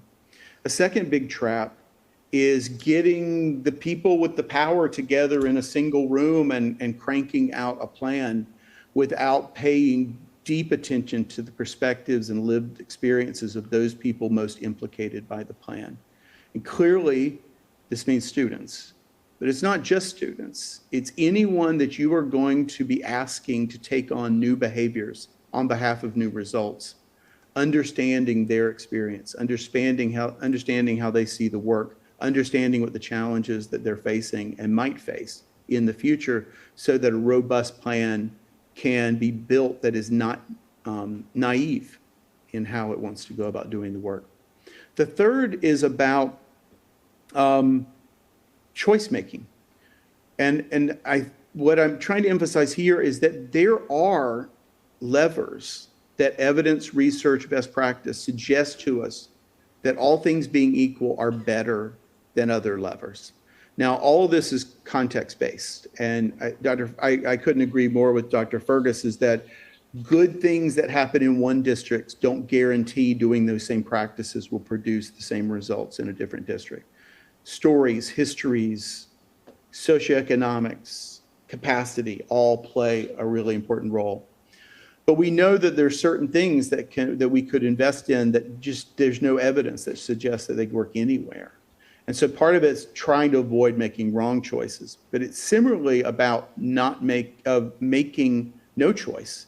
Sometimes systems play it safe, they build plans to ratify what they were already committed to doing and package it anew. And as a result, no one's having to really focus more deeply, and no one has clarity about what to stop doing. And so that's really important. This fourth one is one that I've just seen over and over again, and my colleagues have started to write about it, is most strategic plans are lists of big strategies and actions that they're saying we need to take these on. And most strategic plans fail to recognize the huge levels of capacity necessary to lift those strategies off the ground. Systems capacity, organizations capacity, individual capacity. And strategic plans that don't attend to those often fail. They will.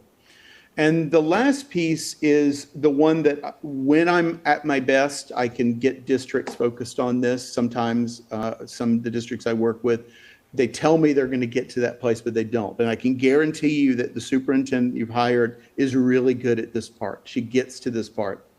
Sometimes districts build shiny, slick plans that get slapped on their website.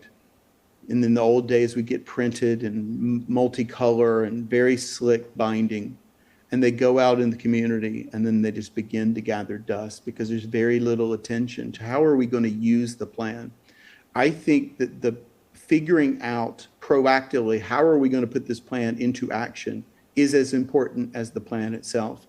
I think that the analogy I like to draw is a couple that is planning the wedding, but they've yet to plan the marriage. So they spend all this energy on the event and very little attention to what are our shared values? How do we want to live together? Do we want to raise kids? And how do we approach that and do it well and do it with harmony and do it with love?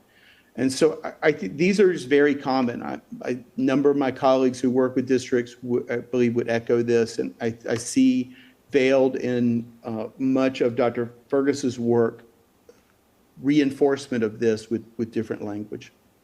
So given that, how might we try to attack those traps and get you to the product that you want that can have the impact that you want?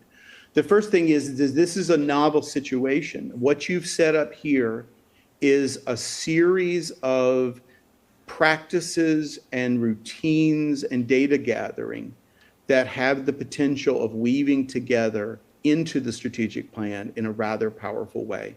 You've got the listen and learn work that's going to happen in the beginning entry part of the work that's already begun. You've got the transition team, which will come up with specific recommendations and findings. You have an equity study that Dr. Fergus is leading. You have an equity audit that ERS is leading. And we will also gather other district data and stakeholder experience information that can feed into this. The timelines are interesting. We'll be creative. The transition team's work will come to a final product after we've launched the strategic plan, but the timing is almost perfect for that. The work of the equity study and audit will come a little bit later, but we're going to weave in preliminary findings and then create recursive feedback so that we can keep coming back to the work of the strategic plan, what seems to be emerging in these other studies, and make sure by the end, what is included in the strategic plan is a representation of the work of all of those 5 forces on the left. And the end game is to improve opportunities, experiences, and outcomes for the amazing young people of your system. And what we need to do is not treat those as 5 buckets of work. What we need to do is figure out how to integrate them, create a shared understanding of what they mean, figure out how to really interrogate the thinking, find convergence, challenge ideas so that we can make them stronger, and then translate them into smart strategic choices that the district's making on behalf of young people, their families, and the community that you represent. This slide shows, there's a lot on this slide. I realize that. I'm going to walk you through it. And first, I'm going to begin in the top half of this slide going horizontally. That's a flow, a very high level, 30,000 foot flow of the phases. So the beginnings needs assessment, and notice that feeding that needs assessment will be data and evidence gathered by my team to support the work of a steering committee, and I'll mention that later. But it also will bring in the work that you've already heard about and will continue to hear about tonight. That will go into a process of rigorous debate where members of your community will say, here's what we stand for in Gwinnett County. Here are our values, here are commitments, here are other artifacts that committee will decide are essential to help tell your story, to put stakes in the ground about what you're about and the kind of experience that you're trying to provide. That will then begin to merge into, if we're trying to accomplish those things represented in the artifacts, how do we get there? What are the big strategic priorities? What are the larger level actions underneath those priorities and strategies? And so that begins to create a framework of sort. Here are the big buckets, and here are the smaller buckets within those larger buckets. Something that is complex, sees the whole system, but also that you can communicate to the community and not have it be overwhelming and turn into an 80-point slide deck of here's what we're going to do in October of 2029. Smart, powerful, nimble, and really informative of those choices that you're making. And also in that leads to a conversation of what do you have to build in the system to make the strategic plan take hold? What are those key indicators? And you have a discipline and a practice of using those, and we will lean into that. What are the necessary structures, capacities that need to build? What are the routines that you need to build into the organization to keep people inside the organization and perhaps outside the organization who need to be attending to the strategic plan and its ideas, to keep them in relationship to the strategic plan, and to continually force alignment and to continually figure out how to improve the process as we go. This makes it look overly linear. And in very broad strokes, it will move left or right. But the work on the ground within the strategic planning will be a little messier, where there's blending, there's overlap. We start the conversation here, and we need to pick up some other pieces of work. And that's inevitable, but in the end, it really does work, and it takes us to a cohesive place. If you look at the bottom half of this slide, this speaks to roles in that process. And you have an essential role in this. you're setting the charge, you're putting the guardrails, you're basically saying, superintendent, build us a strategic plan. And so you're going to get updates through the year. You're going to receive learning. You're going to ultimately consider a proposal for adoption, but you're also going to be able to contribute. I'm going to have one-on-one conversations with you. There will be moments through the year where we say, this is a really important conversation and we're getting a lot of feedback on, but we'd like to have board participation on that. So that's going to happen through the year. The strategic planning team, the steering team that we're putting together, this is a group that will take your charge and the guidance of the superintendent and will take all of the data and input that's been produced and being produced in real time as we're working together and put it in a metaphorical Cuisinart and synthesize it and try to figure out what's the bigger story, what are the big areas of work, and it will begin to draft components of the plan that can be built together to have a cohesive plan. There's also a really critical voice here, and it's broader stakeholders. So the steering group cannot be 1,000 people. And I would argue it can't be as large as the group in the transition team, because we will be trying to synthesize something and bring to you. It will leverage voices in the room and outside the room in very explicit ways so that we make sure they're broad perspectives. And by having a deliberate plan to be reaching out to stakeholders, gathering insight, understanding lived experiences, and creating feedback around that can guide our analysis, but also guide what we build and guide the final plan that we bring to you. And we'll be moving up and down the process. We'll actively activate those roles throughout the entire process. It's not as if one of those three groups is involved in one of those blocks moving left or right. They're going to be touch points for everyone. The real kind of group doing a lot of the heavy lifting will be that group in the middle, holding it together, but with your guidance, with input from you, with feedback loops to you, and with also really insightful work done with the broader stakeholders in your community. So what should you expect from this process? In an ideal world, the way I think about this, strategic plans, people map lots of aspirations on strategic plans. They're communications devices, they're action planning devices, they're agents of rationality. And I think all of those can be true, and it's worth naming that. I tend to think about this as a number of outputs come with the strategic planning process and ultimately begin to get woven into how the strategic planning process, how the strategic plan itself is used. One is coherence. So we want what comes out of the strategic plan to be a synthesis and a value added to the work that Dr. Fergus, that Jason, that ERS are going to be doing, and that they weave together. It also means as we are gathering forms of data over the next few months in other parts of the work, that those forms of data are directly informing what the Strategic Planning Steering Committee does, because we could burden Gwinnett County. We could, if we start sending out duplicate, triplicate surveys asking the exact same questions, it attacks morale, and it's a waste of the energies of people and the organization. So we're going to work towards that coherence. And I know that my colleagues are committed to making all of the work come together. Another is we're going to be transparent. Here's the evidence that we saw coming out of different studies. Here's the evidence we turned into. Here was the thinking that led to the choice of these strategic priorities. Here's the thinking that leads to the choices of the actions underneath those. It won't be, this is not a process that's done behind walls and hidden from the world.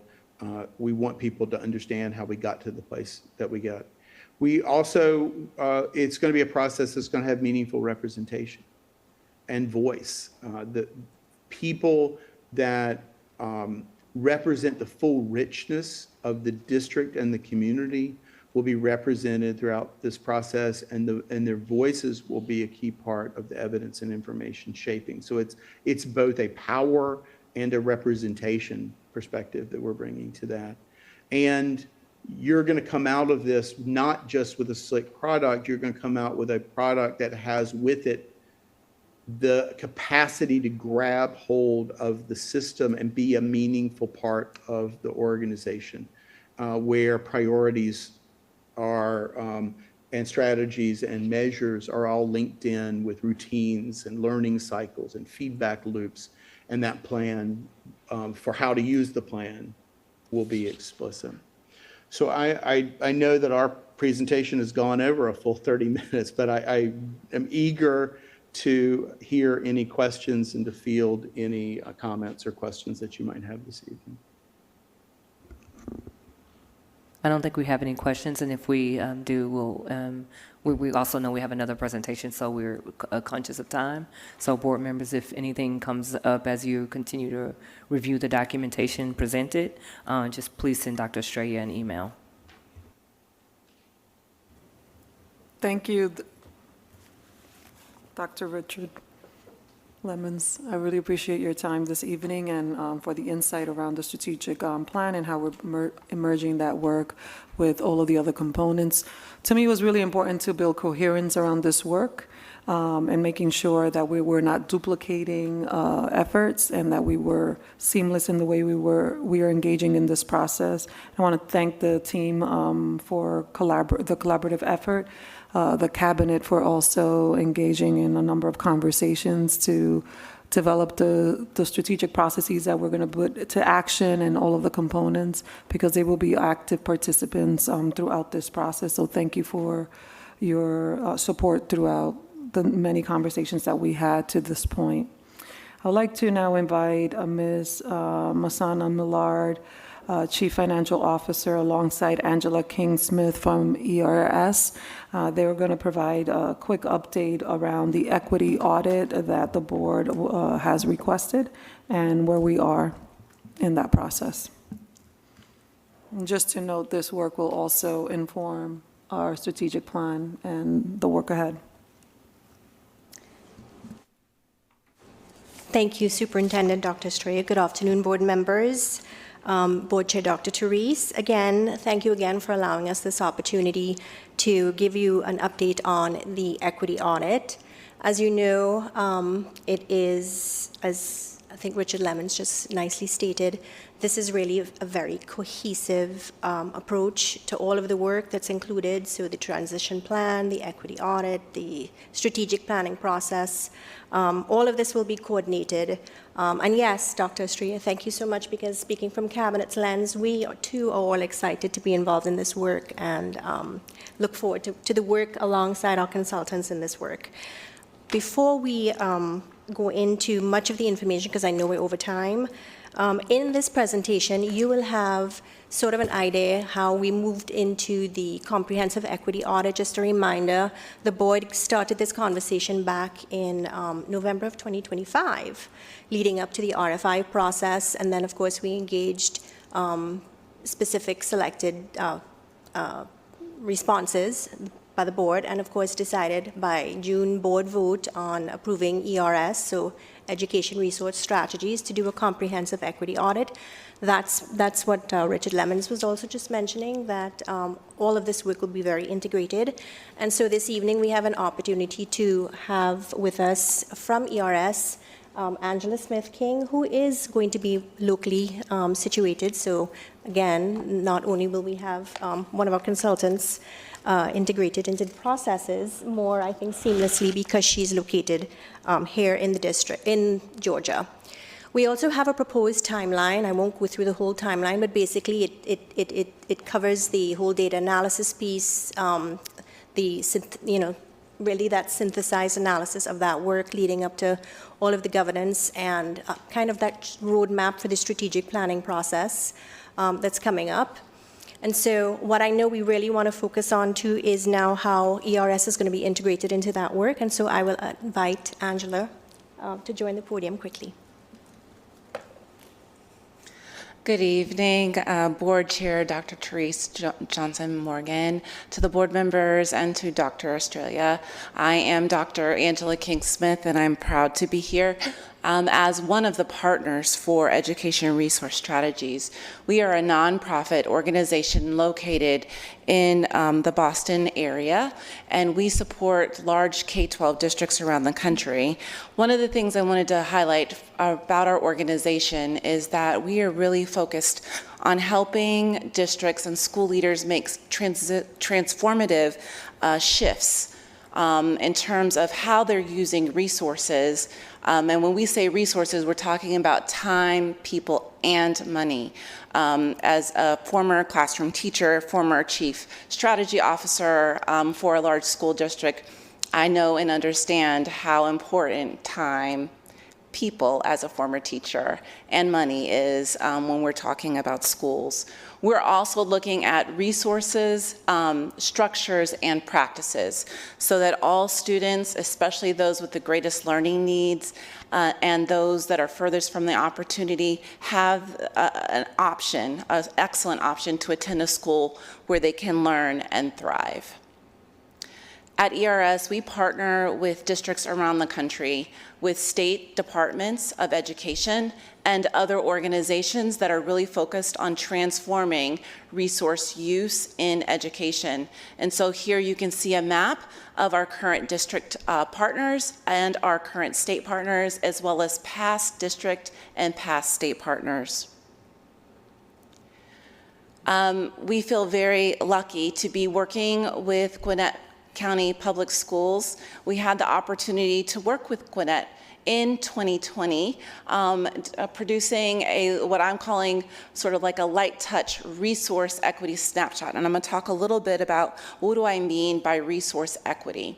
As you can see on the screen, we have worked with school districts around the country, over 150 plus systems since 2005, which was the origination of our organization. We've worked with 25 of the largest U.S. districts in the U.S., and we have really focused and helped them to make major shifts in terms of how they're using their resources, the time, people, and money within the system to really make a difference in terms of students and student outcomes and student experiences. We are excited to be working with you on this equity audit, and I'm going to talk a little bit about what I mean about resource equity, just to give you a little bit of a definition. So we know that you are working and have multiple work streams that are going on right now. A lot of them are to help to feed and inform what is going to be happening within the strategic plan. We know that you are looking at your equity outcomes, your student experiences, and you're also curious and wanting to understand what are some of the key equity drivers within Gwinnett County Public Schools. And then finally, you're planning to use that information to really serve as a strong foundation for your strategic plan, ensuring that you've outlined the priorities, metrics, and accountability that you need to move forward as a system. This all aligns with how we think about our work, how we go about our work. We really focus on really thinking about the problem, as Dr. Lemons just mentioned.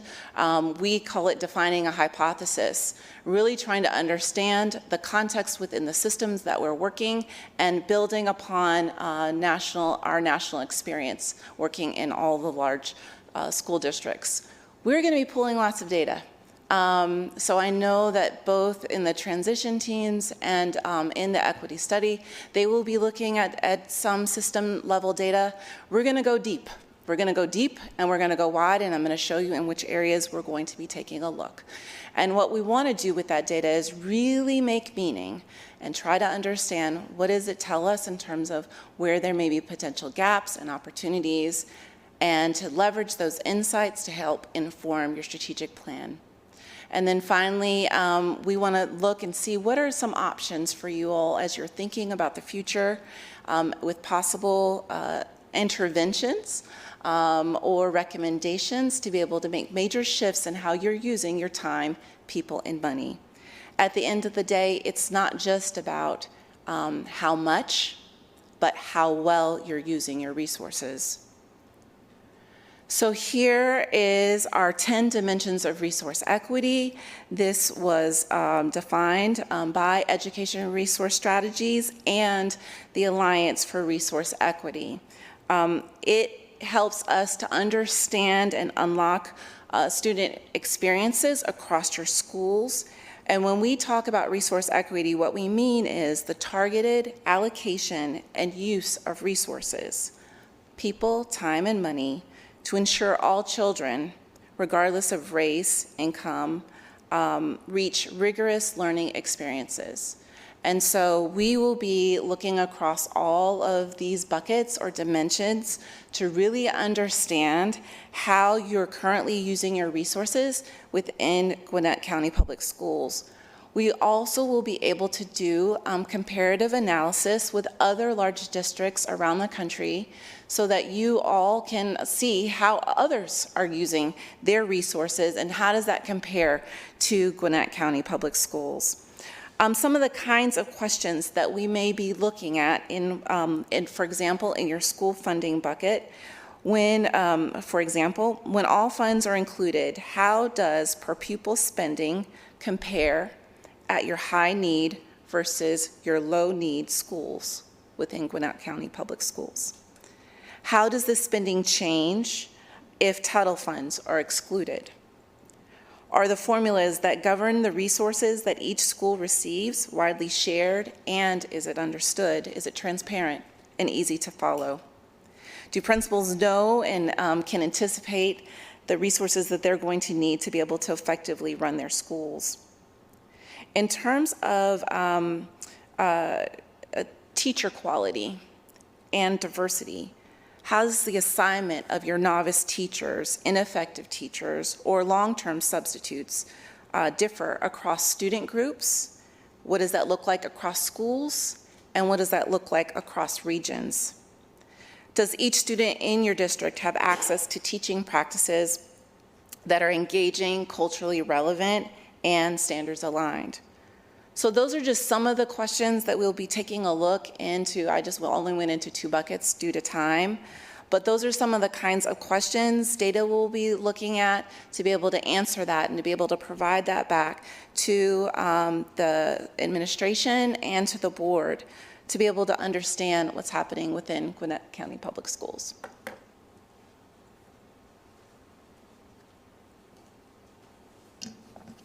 Thank you, Ms. King-Smith. At this time, I don't know if we want to allow questions from the board.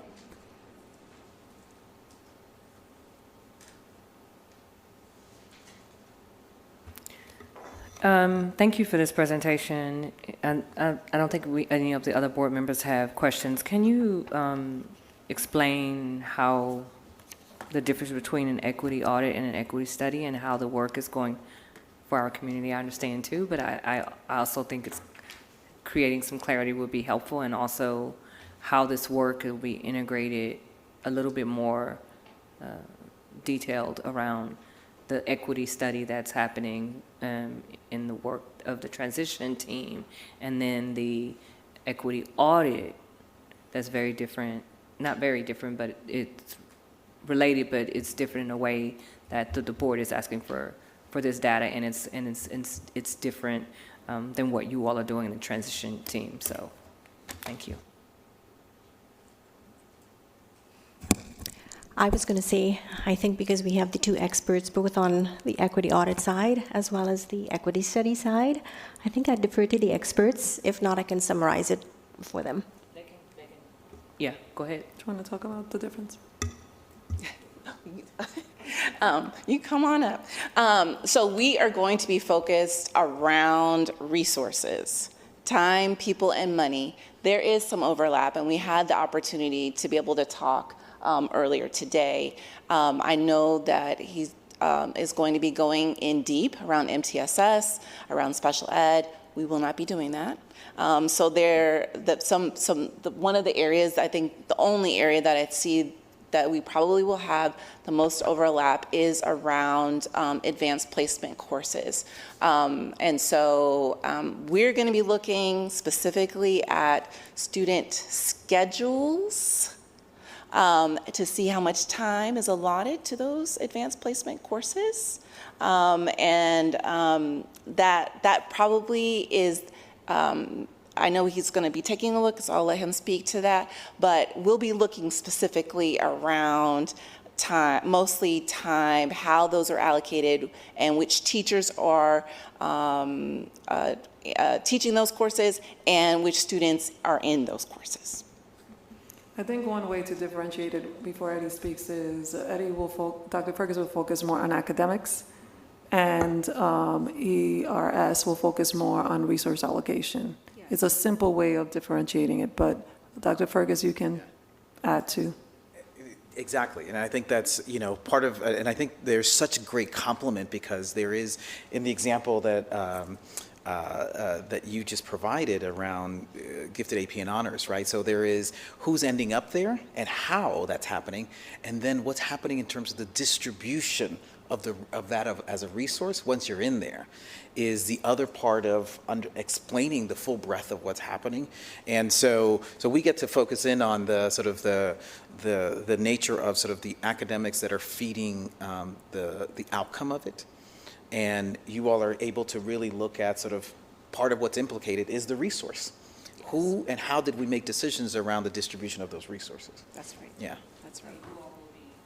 So you all will be continuously working together to help inform the transition plan that will also inform the strategic plan. Yes. Yep.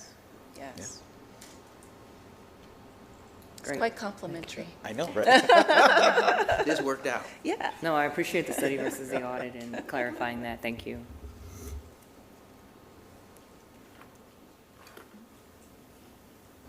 Any other questions? No. So just to close out the presentation, as a final slide, the listening sessions are scheduled for August, and we have one series per district. We have identified the location and the date. The times will be provided at a later date. We have, during that day, we will be engaging with students across the district, teachers, paraeducators, and other staff. And then also, particularly the evenings, we will be engaging with families and community. Because we know not everyone can engage in person, participate in person, we also have a series of virtual listening options that will encompass, in this case, mixed groups. And through the virtual session, we will then differentiate the groups in breakout sessions by the different segments of students, teachers, community members, and families to solicit feedback. So the virtual listening sessions will mainly take place in September and will encompass an array of different constituents across the community, and will happen between 6:30 and 7:30 p.m. More information regarding location, well, the locations are there, but specifics around where in the buildings these sessions will take place, as well as the different times for the different groups that we will be engaging in listening and learning conversations will be provided through Parent Square and other district communication means. And with that,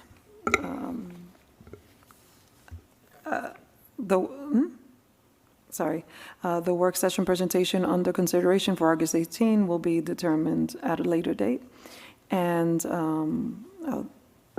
as a reminder to the board, there is a schedule to hold two FY 2027 mill rate public hearings at 11 a.m. and 6 p.m. on July 27, 2026. We will now designate time for board governance team discussion. Chair, Dr. Therese. Thank you, Dr. Estrella. Board members, on the second page of the agenda, if you could take a look at it, put your name on the sheet, check what your availability, if you plan on attending any if you should see it in the second section. If you can just put your name on it and give it to Lisa, yeah. Just check what you're going to attend. So that just kind of saves us time for our next discussion, which is encouraging our board members. I know we have a little bit of time. We do have our training session coming up, and we will be discussing and hopefully finalizing our governance team handbook. Just for you all to know, the governance team worked with Dr. Stricker and Dr. Sean Joseph around our governance team training, and we discussed updating our governance team handbook. And we have a draft. Board members are supposed to look at the draft and provide any suggested edits and changes. And Dr. Strayer also is engaged in the process to provide any edits, and then we will be discussing that during our training. So I just want to remind board members to please take a look at that. And then if you can hand this to Lisa before the end. Anything else, board members?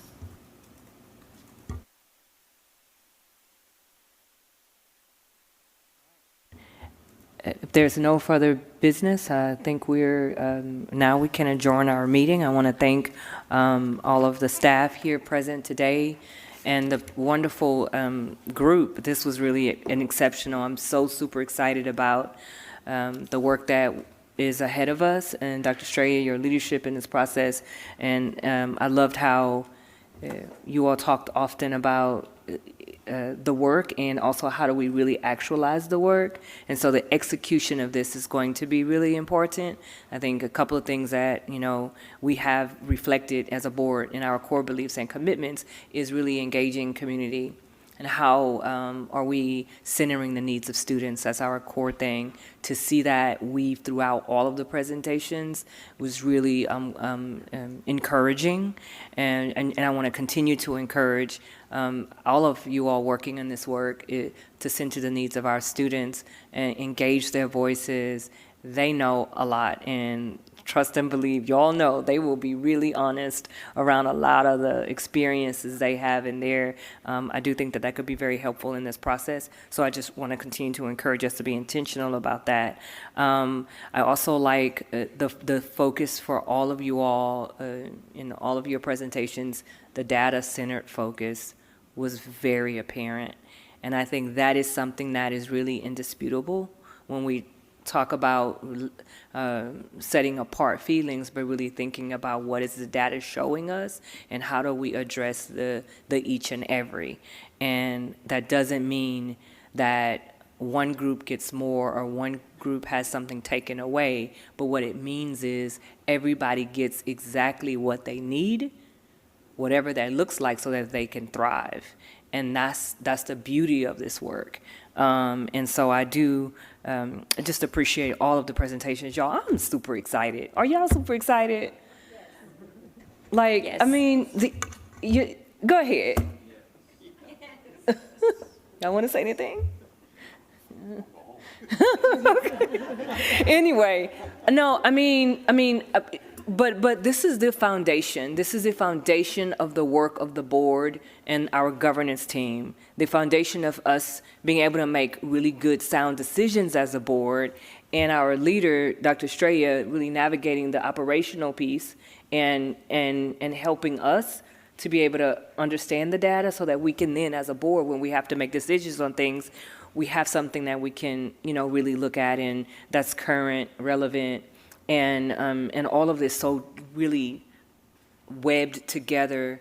I'm looking forward to see how y'all do that, because I think that is going to be a challenge, honestly.